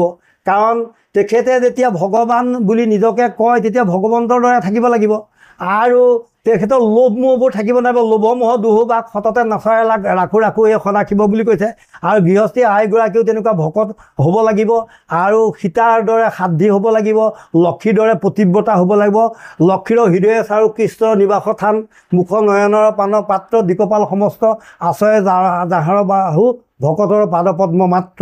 ভকত হ'লে কি? ভকত হ'লে মানে ভগৱন্তৰ নামতে যি ভজি থাকিব। ভকতৰ সংজ্ঞাটো ধুনীয়াকৈ আছে, ভপদে কি কপদে কি, ভপদে ভগৱন্ত ভয় বিমোচন, কপদে কৃষ্ণ কথা কৰিও শ্ৰৱণ। ভগৱন্তৰ কথা শ্ৰৱণ কীৰ্তন কৰি একোতে আশা ভৰসা নথকাকৈ ভকতৰ লগতে একেবাৰে দৰিদ্ৰ জীৱন যাপন কৰি ভকতৰ লগতে নাম গুণত মজি থাকি পেলাই তেওঁক বিষয়ৰ আক্ৰোশ, বিষয়ৰ ব্যাধিয়ে তেওঁক কেতিয়াও চুব নোৱাৰে। বিষয়ৰ বিষে জৰাজৰ। তাতে আপুনি বিষয়ী হুইয়া যিটোজনে বিষয়ীক গুৰু মানে, যেনে অন্ধ লোক অন্ধ উপদেশে বিষ্ণুক সিটো নাজানে বুলি প্ৰহ্লাদ চৰিত্ৰত প্ৰহ্লাদৰ বাক্য। কৃষ্ণ কৃষ্ণ কৃষ্ণ। কাৰণ অন্ধ উপদেশে বিষ্ণু, কাৰণ তেওঁ কেতিয়াও বিষয়ী, কাৰণ ইমান বিষয় তেওঁ যিটো মডাৰ্ণ, অতি একে অত্যাধুনিক মডাৰ্ণ, যিটো অতি বিলাসী জীৱন যাপন কৰিছে। বিলাসী জীৱন যাপন কৰি ইয়াতে ক্ষান্ত নাথাকি চৰণ মেলি দিয়াৰ লগে লগে পইচা আহে। কাৰণ চাওকচোন, ইমানেই বুদ্ধিৰ সৈতে কৈছে, তেওঁ ইমান ধুনীয়াকৈ বহি পেলাই আমি চেয়াৰত বহি বগা ড্ৰেছৰে সৈতে বগা বিচনা কৰি যেতিয়া বগা মোজেৰে সৈতে চৰণ মেলি দিয়াৰ লগে লগেই ধুমধাম পইচা আহি গৈছে। চাওক কিমান মূৰৰে মাটি খান্দি ঘাম পৃথিৱীত পেলাই ৰ'দ বৰষুণ সহ্য কৰি যিমানবোৰ কষ্ট কৰি যিখিনি পইচা পায় দিন দৰিদ্ৰ দুখীয়াই, সেয়া পইচা আহি পেলাই তেখেতৰ চৰণতে এটা মেচিন, টকা বনোৱা মেচিনৰ দৰে তেওঁৰ চৰণত পইচা জাপি দিছে, আৰু সেই ৰাইজৰ পইচাই তেওঁ বিলাসী জীৱন যাপন কৰিছে। আমি যিকণ জানিছিলোঁ যে বিষ্ণুৱেহে লক্ষীক দিছিলে হয় অৰ্থ ভাণ্ডাৰটো, যে তুমি প্ৰয়োজনক সেইখিনি দিয়া, অৰ্থ ভাণ্ডাৰ তোমাক দিয়া হ'ল, লক্ষ্মী ভাণ্ডাৰ দিলে। কিন্তু ইয়াত অকণমান যিহেতু স্বয়ম্ভূ কল্কী স্বৰূপা, গতিকে স্বয়ম্ভূ কল্কী দেৱতা ঈশ্বৰে অৱতাৰত আহিছে। গতিকে স্বয়ম্ভূ কল্কী দেৱতা ঈশ্বৰে এতিয়া অৰ্থ ল'বহে পাৰে, তাৰমানে অৰ্থ ল'বহে পাৰে। চাওক আমাৰ মহাপুৰুষজনাৰ নিদৰ্শন চাওকচোন। আমাক ক'লে বৰ দুখ লাগে যে কান্দিম লাগি যায়। দীঘল নকৰিব, চমুকে কওক। নকৰ চমুকে, আমাৰ বৰ মানে দীঘল হৈছে, আৱেগিক হৈ পৰিছোঁ। কাৰণ মহাপুৰুষ গুৰুজনাই লগত মাধৱক লৈ যেতিয়া মানে ভকতসকলক লৈ পেলাই যেতিয়া নৌকাৰে সৈতে ভৰা মানে ব্ৰহ্মপুত্ৰই যেতিয়া নাৱেৰে তীৰ্থ ভ্ৰমণ কৰিবলৈ গৈছিলে, যাওঁতে দুজনমান ভকতে পাৰৰ পৰা কৈছিল, প্ৰভু আমাকো লৈ যোৱাচোন, তোমাৰ লগত আমিও যাব বিচাৰিছোঁ। বৰ ধুনীয়া উদাহৰণ, কওক। আমিও যাব বিচাৰোঁ। তেতিয়া মোৰ প্ৰভু গুৰুৱে কি কৈছিলে মাধৱক, মাধৱ তুমি যে আমাৰ এই জপা আছে, ইমানবোৰ কানি কাপোৰৰ সৈতে জপা দুটা আছে, সেই জপা দুটাই দুজন ভকতৰ ঠাই আগুৰি ধৰিছে। আমাৰ জপা দুটা পানীত পেলাই দিলে কেনেকৈ? ভকত কেইজনমানে ক'লে, বাপ শীত উষ্ণ নিবাৰণৰ কাৰণে আমাক কাপোৰৰ দৰকাৰ হ'ব, নালাগে আমাক একো, ভগৱন্ত আছে, ভকততকৈ আমাৰ এইবিলাক মানে বিষয় ডাঙৰ নহয় বুলি দুটা জপা পানীত ভৰা ব্ৰহ্মপুত্ৰৰ বুকুত পেলাই দিছিল, দি পেলাই ঠাই উলিয়াই দুজন ভকতক তীৰ্থলৈ লৈ গৈছিল। সেয়ে মহাপুৰুষ গুৰুজনাৰ নিদৰ্শন। তেওঁ কেনেকৈ ভোগবিলাসৰ জীৱন যাপন কেতিয়াও কৰা নাছিলে। এতিয়া ভগৱান কল্কীয়ে ভৰি দুখন মেলি দিয়াৰ লগে লগে অজস্ৰ টকা পইচা আহে। এয়াই হৈছে কলিযুগৰ কল্কী। হ'ব প্ৰভু, কৃষ্ণ কৃষ্ণ কৃষ্ণ। আৰু এভাগ কথা জানিব পাৰিম প্ৰভু, মহাপুৰুষ শ্ৰীমন্ত শংকৰদেৱৰ সৃষ্টিৰাজিৰ ভিতৰত বাদ্যযন্ত্ৰও পৰে। হয়, উদাহৰণস্বৰূপে আমি খোলভাগেই লওঁ। সেই খোলভাগ কৃষ্ণগুৰু সেৱাশ্ৰমত নাম পৰিৱেশন কৰোঁতে ব্যৱহৃত হয়। কিন্তু তাত মহাপুৰুষ শ্ৰীমন্ত শংকৰদেৱৰ এটা নামো নাই। এই প্ৰসংগত আপুনি কি ক'ব? কৃষ্ণ কৃষ্ণ বৰ গা জিকাৰ খাই যোৱা, বৰ একেবাৰে মানে তেজৰ শিৰা উপশিৰা মানে একেবাৰে ৰোমাঞ্চিত হৈ একেবাৰে বৰ দুখৰ বিষয়। এইটো বৰ দুখ লগা কথা, কাৰণ এইটো বৰ ভাল কথা। কাৰণ শংকৰদেৱৰে সমস্ত বস্তু, শংকৰে দিয়াৰ পিছত আৰু নিদিয়া বস্তুটো নাই। যেনে বতুৰূপী ভগৱন্তই বামন অৱতাৰ ধৰি বলিক 3 পদ ভূমি খুলিছিল, 2 পদ পাইছিলে, এপদ নাছিলে। তেওঁ ভগৱত প্ৰেম নাছিলে কাৰণে ইন্দ্ৰৰ ইন্দ্ৰত্ব কাঢ়ি ৰাখিছিলে। নাভিৰ পৰা ওলোৱা 3য় পদ চৰণ ক'ত থ'ম বুলি তেওঁ দৃঢ়তাৰে সৈতে মানে কৈছিলে। তেতিয়া তেওঁতো বান্ধি থৈছিলে। তেতিয়া তেওঁ মহা শান্তি বৃন্দাৱলীয়ে তেওঁ কি কৈছে, অন্তেশপুৰৰ পৰা ধপলিয়াই আহি পেলাই তেওঁৰ মানে চোঁচৰাই আনি পেলাই য'ত নাক পাখেৰে বান্ধি থৈছিলে, সেই বলিক নিজৰ স্বামীক আহি পেলাই ভগৱন্তৰ ওচৰত চপাই দিছিলে যে এই মোৰ পাপিষ্ঠ মোৰ মানে স্বামীৰ শিৰত আপোনাৰ চৰণ থওক, কাৰণ মোৰ স্বামী দৈত্যপতি, দেখা কেনে মন্দমতি, তাহাৰ নাহিকে কিছু জ্ঞান, বৈষ্ণৱৰ নাতি হৈ বুলিলেক হেন মুই বিষ্ণুক তৈলোক কৰে দান। মোৰ স্বামী মূঢ়মতীয়ে বৈষ্ণৱৰ অৰ্থাৎ প্ৰহ্লাদৰ নাতি হৈ ভগৱন্ত বিষ্ণুক তৈলোক দান দিবলৈ ওলোৱা এই অধৰ্মীৰ অহংকাৰী স্বামীৰ শিৰত আপোনাৰ চৰণ থক বুলি আগবঢ়াই দিব পাৰিছিল। তেনেহ'লে আমাৰ গুৰুজনাই দিলে, শংকৰে দিলে বিশুদ্ধ ধৰ্ম। ইমান দিন তেনেকৈ বতুৰূপী ভগৱন্তই 3য় পদ ক'ত থ'ম? আমি শংকৰদেৱৰ দিয়া এপদ খোজ দি বাকী চৰণ দিবলৈ আমাৰ জেগা নাই। সকলোতে শংকৰময়। কাৰণ কপিলী পাৰৰ পৰা কুমাৰক আনি পেলাই মাটিৰে সৈতে খোল গঢ়াইছিলে। খোলটো অহিটো শংকৰ দেখা তহিটো শংকৰ, তিতিক্ষণে উঠিলন্ত যত বিপ্লৱৰ, দেখিলন্ত শংকৰ গায়নৰ মধ্যে নাই, 7 বৈকুণ্ঠৰ মাজে আছিলা লুকাই। তেনেহ'লে শংকৰদেৱে খোল আনিলে, খোল বাদ্য তেওঁ সৃষ্টি কৰিলে, গায়ন বায়ন সকলোতে শংকৰময়। তাৰপিছত যিখিনি প্ৰসাদ তেখেতসকলে আছে, প্ৰসাদ শংকৰে সৃষ্টিকাৰী। কাৰণ সৰ্বদেশে সিদ্ধ কৰি নৈবেদ্য কৰয়, কেঁচা মাহ চাউল দিবা বোলয় শংকৰ। কঁঠালৰ কাঠৰ পাছে সিংহাসনক কাটি সাজিলা সিংহাসন শংকৰদেৱে পৰিপাতি, আসনৰ ওপৰে আমহি গৃহ দিলা, তাহাঁতে পুস্তকত হৈ বস্তে আশ্ৰা দিলা, একগছি বন্তি তাতে নিউজিয়া দিলা, হেঙুলীয়া শৰাইখন শংকৰে নিৰ্মিলা, সৰ্বদেশে সিদ্ধ কৰি নৈবেদ্য কৰয়, কেঁচা মাহ চাউল দিবা বোলয় শংকৰ। নকুল দানা মানে বাতাচা মিঠাই মানে এইবিলাকৰে পূজা দিয়ে। কিন্তু আমাৰ গুৰুজনাই প্ৰসাদ দিছিলে, সেই প্ৰসাদ তেওঁলোকৰ তাত চলিছে। প্ৰসাদৰ জন্মদাতা শ্ৰীমন্ত শংকৰ। যিযোৰ ড্ৰেছ পোছাক পিন্ধিছে, অসমীয়া সাজ পোছাক, যি 3খানি বস্ত্ৰ শংকৰদেৱ। আৰু যি কৃষ্ণ নাম জয় কৃষ্ণ বুলি গাইছে, সেয়াত আছে শংকৰদেৱ। সমস্ততে ভকতসকল ক'ত? শংকৰৰ। অসমৰ ভকত, অসম ক'ত? শংকৰদেৱৰ দেশ।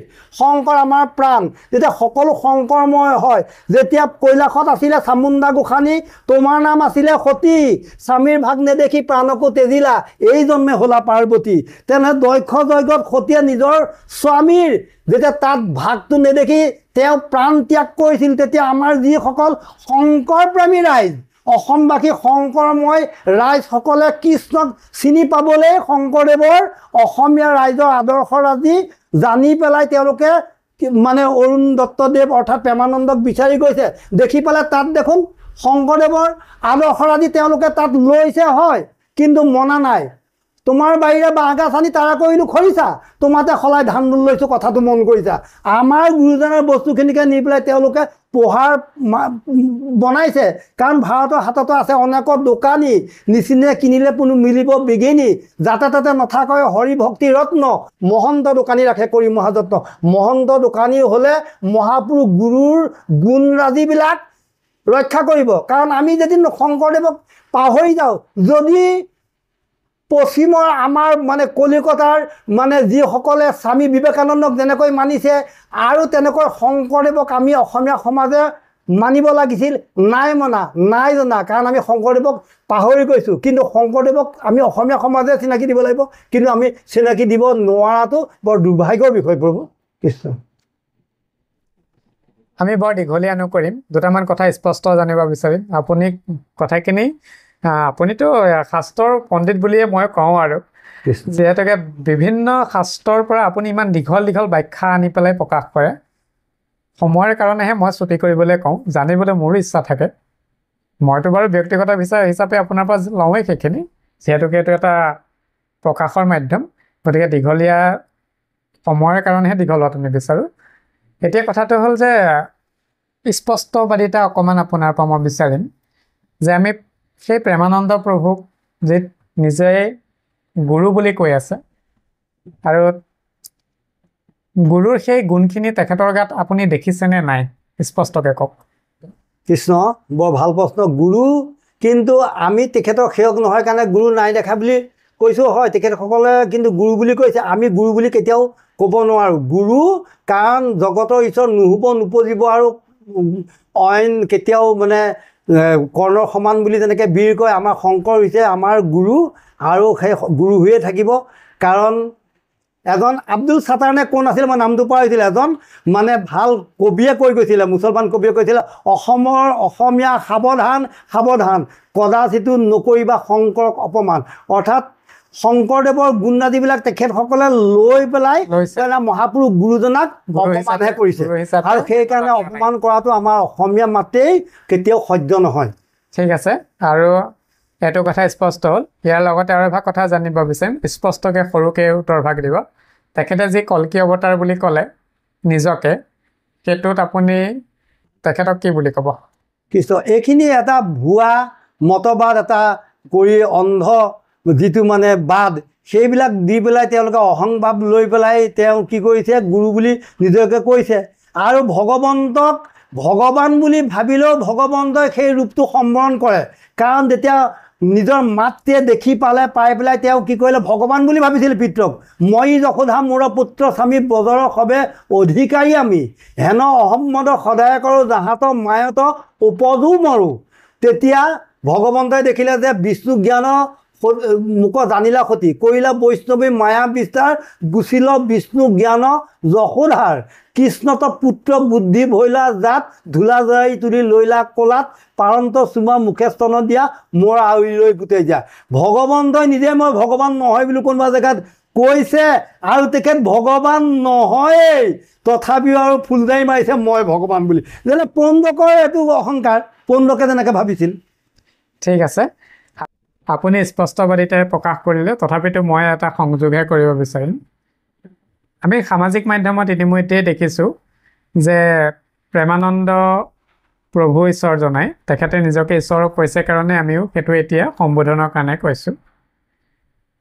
তেখেতে ভকতসকলৰ সন্মুখত সেই সাধাৰণ শিশুটোৰ সন্মুখৰ এখন ফটোও দেখিছিলোঁ যে তেওঁ নিজৰ পদযুগল আগবঢ়াই দিছে সাধাৰণতে চাবা ক'বলৈ গ'লে শিশুৰ গাত স্বয়ং ভগৱন্ত নিজেই বিদ্যমান হৈ থাকে কাৰণ মায়াই সেই শিশুক মোহিত কৰিব নোৱাৰে মায়াই প্ৰভাৱিত কৰিব নোৱাৰে সেই শিশুৰ সেই শিশুক চৰণ স্পৰ্শ কৰিবলৈ দিছে আৰু লগতে এটা কথা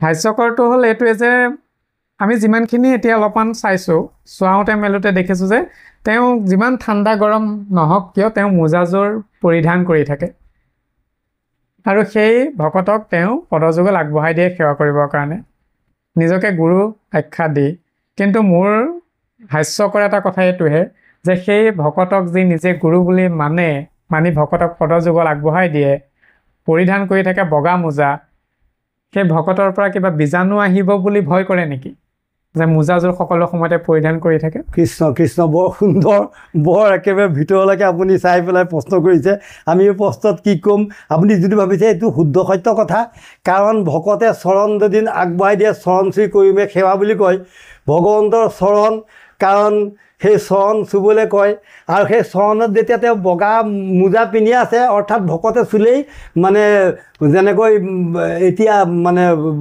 হেৰি যিটো বেমাৰ ক'ভিডৰ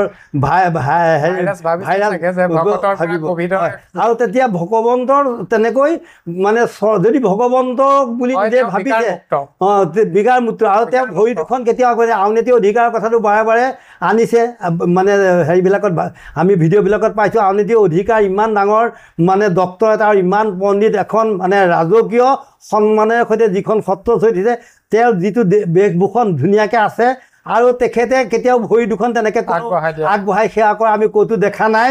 আৰু তেখেতে আৰু ইমান ধুনীয়াকৈ মানে ভাগৱতৰ ব্যাখ্যা সুন্দৰভাৱে কৰিছে অসমবাসীক মনোগ্ৰাহীকে, আৰু শংকৰক গুৰু বুলি মানিছে। আৰু এতিয়া অদ্বিতীয় সত্ৰবিলাকৰ মাজত তেখেত এজন অদ্বিতীয় বুলি থিয় হৈছে, শংকৰ মাধৱক গুৰু বুলি কৈছে, বৰ সুন্দৰ হৈছে। কিন্তু তেখেতেও ভৰি দুখন আগবঢ়াই দিয়া নাই, কিন্তু এওঁ ভৰি দুখন দিছে। কিন্তু ভগৱন্তই ভৰি ধোৱা নিদিয়ে। ভৃগুমুনিয়ে কি কৰিছিল, ভৃগুমুনিয়ে কি কৰিছে, গোৰ মাৰি পেলাই বিষ্ণুৰ মানে বুকতে গোৰ মাৰি দিছিল। কিন্তু ভগৱন্তই একেবাৰে উঠি বহি তেওঁৰ চৰণ, ভকতৰ চৰণ একেবাৰে সুন্দৰ পদ্ম হাতৰ ইমান সুকোমল পদুম ফুলৰ নিচিনা হাতেৰে ভগৱন্তই ভকতৰ চৰণ মানে স্পৰ্শ কৰিলে। আৰু সুদামা আৰু দামোদৰ বিপ্ৰ এইবিলাকৰো বিপ্ৰ দামোদৰ চৰণ ধুৱাই দি পেলাই পাদুদ্ধক শিৰত লৈছে। ভকতক ভকতি দানে কৰোঁ গুৰু, দানায় তনয় অধিক। আৰু সেৱা কৰিছে, সেৱা কিন্তু ভকতে নলয়, ভগৱন্তই নলয়, ভগৱন্তই সেৱা ঘূৰাই দিয়ে। কি বুলি, অভকতৰ দুখ দেখি পীতাম্বৰ ভৈলন্ত নেত্ৰ সজল, অসন্তোষে কিছু চপৰাইলা মাথ, অসংকোচ মুখক মল। উদ্ধৱেন মহন্তৰ দুখ দেখি পেলাই ভগৱন্তই মাথা চপৰাইছে, অৰ্থাৎ সেৱা কৰিছে। আৰু ফেকুৰি ফকুৰি কান্দে, তেওঁ মুখ সংকুচিত হৈছে। ভকতক দেখি পেলাই ভগৱন্তই কান্দে। যুধিষ্ঠিৰৰ মানে অশ্বমেধ যজ্ঞত ব্ৰাহ্মণসকলৰ চৰণ ভগৱন্তই নিজেই ধুৱাইছে। সেইকাৰণে যদি ভগৱন্ত হয়, ভগৱন্ত বাৰু নহয়, সাধু মহন্তও যদি হ'বলৈ বিচাৰে তেতিয়া ভকতক সেৱা কৰিব। আৰু ভকতৰ পৰা সেৱা নলয়, আৰু ভগৱন্তই পইচা নলয়, আৰু পইচা কেতিয়াও নলয়। আৰু পইচা লৈ লৈ দিয়া খাই গৈছে। সেইকাৰণে কৈছে মূৰ্খৰ দেশত ভগৱানৰ ঘৰ। ইমান ধুনীয়াকৈ ইমান কষ্ট কৰি ভিক্ষা মাগি হাজিৰা কৰি যেনে তেনে পা পইচা গোটাই পেলাই কোনোবা আশ্ৰমলৈ, কোনোবা সত্ৰলৈ, কোনোবা মন্দিৰলৈ, বাৰী দুখুনি দুখীয়া মাকে সন্তানটোৰ লগত লৈ পেলাই তাত শৰাই নৈবেদ্য দিবলৈ যায়। যিবিলাক বস্তু তাত শৰাই হিচাপে দিবগৈ, পইচা দিবগৈ, সেইকেইটা বস্তু ল'ৰাটোকো খাবলৈ দিয়া নাই। সেই বস্তুকেইটা ভগৱন্তই খাব বুলি ভগৱন্তলৈ অৰ্পণ কৰিছে। কিন্তু ভগৱন্তই নাখায়। তাত থকা একদম বিৰাট বিৰাট পালোৱান যিবিলাক তাত ভকত, যিবিলাক মানে গুৰু ৰূপ ধৰি পেলাই আছে, যিসকল পাণ্ডা আছে, সেইসকলে আনন্দ মনেৰে সৈতে খায়। তাকে দেখি সন্তানতে ফেকুৰি ফকুৰি কান্দে, এইবিলাক বস্তু আমি খোৱা নাই, ভগৱানে দেখোন নাখালে, মানুহেহে খালে। পাই নকবি, ভগৱন্তই দোষ ধৰিব নহয়। আমাৰ সেই তেনেকুৱা আমি নিজে একেবাৰে অতি মহাপুৰুষৰ দেশত, এই সুন্দৰ দেশত, এই 21 শতিকাত, ডিজিটেল যুগত, য'ত মানে ৰবৰ্টৰ যুগত, য'ত চন্দ্ৰত গৈ পেলাই মানুহ থাকিবৰ কাৰণে জেগা বিচাৰি ফুৰিছে, কম্পিউটাৰৰ যুগত, য'ত মংগল গ্ৰহত পানী বিচাৰি ফুৰিছে, এনেকুৱা দেশত, এনেকুৱা যুগত এতিয়া নৱ প্ৰজন্মই যদি সেইবিলাক কথাত মাত নামাতে, সেইবোৰ অন্ধবিশ্বাসক যদি নিজে মানে ভালকৈ চালি যাই নাচায়, কাৰণ চতুৰ কৃষ্ণ, চতুৰ সেৱা, তেনেকৈ আমি চাব লাগিব। সেইকাৰণে আমাৰ মঞ্চৰ পৰা এইটোৱে আহ্বান যে তেখেত কেতিয়াও আমাৰ ভাৱত তেখেত কেতিয়াও গুৰু হ'ব নোৱাৰে। আৰু জগতৰ গুৰু কৃষ্ণহে গুৰু, আৰু শংকৰহে গুৰু। শংকৰদেৱে কৃষ্ণক গুৰু বুলি কৈছে, এইটো সঁচা কথা। কৃষ্ণ গুৰু, আৰু শংকৰদেৱে আমাক দেখুৱাই দিয়াৰ কাৰণে আমাৰ শংকৰদেৱেই গুৰু। কৃষ্ণ কৃষ্ণ কৃষ্ণ কৃষ্ণ প্ৰভু। কৃষ্ণ। বৰ দীঘলীয়া নকৰিম। আজি এই অনুষ্ঠানটো অকণমান চাগে সমালোচনামূলকো হৈছে, তথাপিতো উদ্দেশ্য সেইটো নাছিলে। যি হওক, সঁচা কথাখিনিহে প্ৰকাশ কৰাৰ এটা প্ৰয়াস কৰা হৈছে। আৰু আজি এই অনুষ্ঠানটো আমি ভবা নাছিলোঁ এনেকৈ এভাগ কৰিবলগীয়া হ'ব বুলি। বহুত ভকত আৰু বহুত ৰাইজৰ পৰা ফোন কলেই হওক, আমাৰ কমেণ্টতেই হওক, এই ধৰণৰ মেছেজ আহি থকাৰ কাৰণে আজি অনুষ্ঠানভাগ কৰিলোঁ। যি হওক, এটা আনুষ্ঠানিকতা ৰক্ষাৰ কাৰণে আজি অনুষ্ঠানৰ কিছু অনুভৱ আপুনি প্ৰকাশ কৰক। কৃষ্ণ কৃষ্ণ। আমি আজি অনুভৱ বুলিনো কি ক'ম। প্ৰথমতে আপুনি যিখিনি প্ৰশ্ন কৰিলে, আমি ভবা নাছিলোঁ যে এনেকুৱাকৈ এইখিনি কথা ক'ব লাগিব, কাৰণ এইবিলাক কথা ভগৱন্তই নিজে আৰু হৃদিস্থিত হোৱা তুমি যেন কৰাই বাহাচ আমি ঋষিকেশ কৰিব তেনেয়। কাৰণ আমি এইবিলাক নিজে কোৱা নাই, প্ৰভু ভগৱন্তৰ হৃদয় স্থিতি হৈ পেলাই কোৱাইছে। আৰু আমি প্ৰথমতে বৰ দুখেই পালোঁ যে আমাৰ শ্ৰীমন্ত শংকৰে যিখিনি আমাক দি থৈ গ'ল অসমীয়া মাতৃ আমি ধাৰ খুজিব নোৱাৰোঁ কিন্তু আজি যিখিনি আমি কথা ক'বলগীয়া হ'ল আৰু যিখিনি আমাৰ অসমত যিখিনি চলি আছে কিন্তু এইখিনি আজি বৰ উপযুক্ত সময় কাৰণ এইখিনি সময় আমাৰ জোৰপুৰি হাত পাইছেগৈ আৰু এইখিনি আলোচনা বহুদিন আগতেই হ'ব লাগিছিল এতিয়া দেৰিকৈ হৈছে বৰ ভালেই কথা আজি আমি এই মঞ্চৰ পৰা বৰ আমি কৃষ্ণগুৰুৰ আশ্ৰমৰ বিষয়ে কৃষ্ণদেৱৰ বিষয়ে আমি নকওঁ কৃষ্ণ জগতৰ গুৰু হয় আৰু কৃষ্ণদেৱৰ নাম গুণ যিখিনি তেখেতসকলে চৰ্চা কৰিছে বৰ সুন্দৰেই কথা কাৰণ যিখিনি সমাজ প্ৰতিষ্ঠা কৰিছে আৰু সেই সমাজ মানেনো কোনে দিলে সমাজ শংকৰে সমাজ দিলে মানে সভ্য মহাপদে মানৱ জপদে জাতি সভ্য মানৱ জাতি বুলি যিখিনি সমাজ অন্ধতাৰ পৰা পোহৰৰ বাট দেখুৱাই পেলাই যিখিনি একত্ৰ কৰি পেলাই সমাজ দিলে সেই সমাজৰ জন্মদাতা শংকৰদেৱেই যিখন শংকৰদেৱৰ সমাজখনকে তেখেতসকলে যেতিয়া সমাজ হিচাপে স্বীকৃতি দি পেলাই কাম কৰিছে ভালেই কিন্তু তাত যিবিলাক শংকৰদেৱক ঢাকন দি নিজে গুৰুৰ দায়িত্ব লৈ কাম কৰিছে তেখেতে গুৰু নহয় যদি অধিকাৰ বাপ সন্ত মহন্ত আদি অধিকাৰ আদি নামেৰে সৈতে যদি অবিধা লৈ পেলাই যদি তেখেতে মানে যেনেকৈ ভৰতে নিজৰ ককায়েক ৰামচন্দ্ৰৰ খৰমযোৰকে সিংহাসনত থৈ পেলাই তেওঁ প্ৰতিনিধি হিচাপে ৰাজ্য চলাইছিল তেনেকৈ যদি শংকৰদেৱক মানে আদৰ্শ ৰাখি পেলাই তেখেতে কৰাহেঁতেন তেখেত সকলোৰে শলাগৰ পাত্ৰ হ'লহেঁতেন আমি সেইটো ভাবিলেতে আজি আমাৰ অনুভৱ হিচাপে আমাৰ মঞ্চৰ পৰা আমি মানক নেমানক আমি সেই তেখেতসকলৰ মানে সত্ৰলৈ মানে নসত্ৰলৈ আমি এটা মানে মেছেজ দিব বিচাৰিছোঁ আৰু আমাৰ অসমবাসী ৰাইজৰ সকলো ফললৈকে আমি অনুমতি জনাইছোঁ যাতে আজি আমি যিখিনি কথা আলোচনা হৈছোঁ কাকো আমি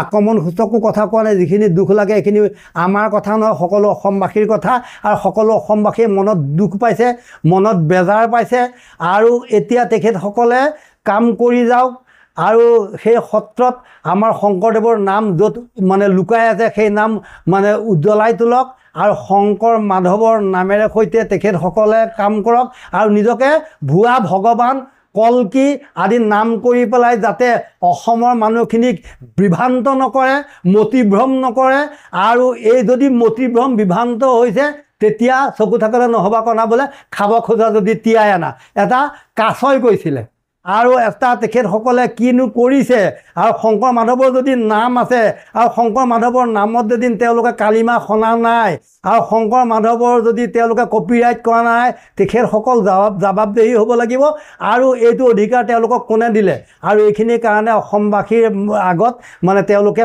মাতিব লাগিব ক'ব লাগিব আৰু নহ'লে অসমবাসীয়ে সদায় প্ৰতিবাদ কৰি থাকিব আৰু প্ৰতিবাদ কৰাৰ মানে এইটো থল আছে বুলি আমি ভাবিছোঁ আৰু আমি বৰ দীঘলীয়া নকৰোঁ সকলো মানে শ্ৰোতা বন্ধু বাপ বান্ধৱ আৰু সমস্ত অসমবাসীৰ ৰাইজলৈ আমি সেৱা জনাইছোঁ কৃষ্ণ আজি অনুষ্ঠান ভাগৰ অন্তিম স্তৰত উপবিষ্ট হৈছোঁ ইতিমধ্যে কিছু কথা চৰ্চালৈ আহিছে লগতে আমি পোনপটীয়াকৈ কিছু কথা শেষত উপস্থাপন কৰোঁ কেইটামান মাত্ৰ সাধাৰণ পইণ্ট তাৰ ভিতৰতে ক'বলৈ গ'লে যে আমি সঁচাকৈ আজি একবিংশ শতিকাত অন্ধভকত নেকি ভকত হোৱাটো ভাল কথা কিন্তু অন্ধভকত হোৱাটো ইমান সমীচীন নহয় বুলি ভাবোঁ কাৰণ প্ৰথমতে প্ৰতিবাদটো কৰিছোঁ আমি যে কল্কি হ'বলৈ কাৰণে কল্কি অৱতাৰৰ যিটো কথা নিজে উল্লেখ কৰি থ'লে গতিকে সেইটোক আমি বিৰোধিতা কৰিছোঁ এইটো সময়ত কল্কি অৱতাৰ হ'বই নোৱাৰে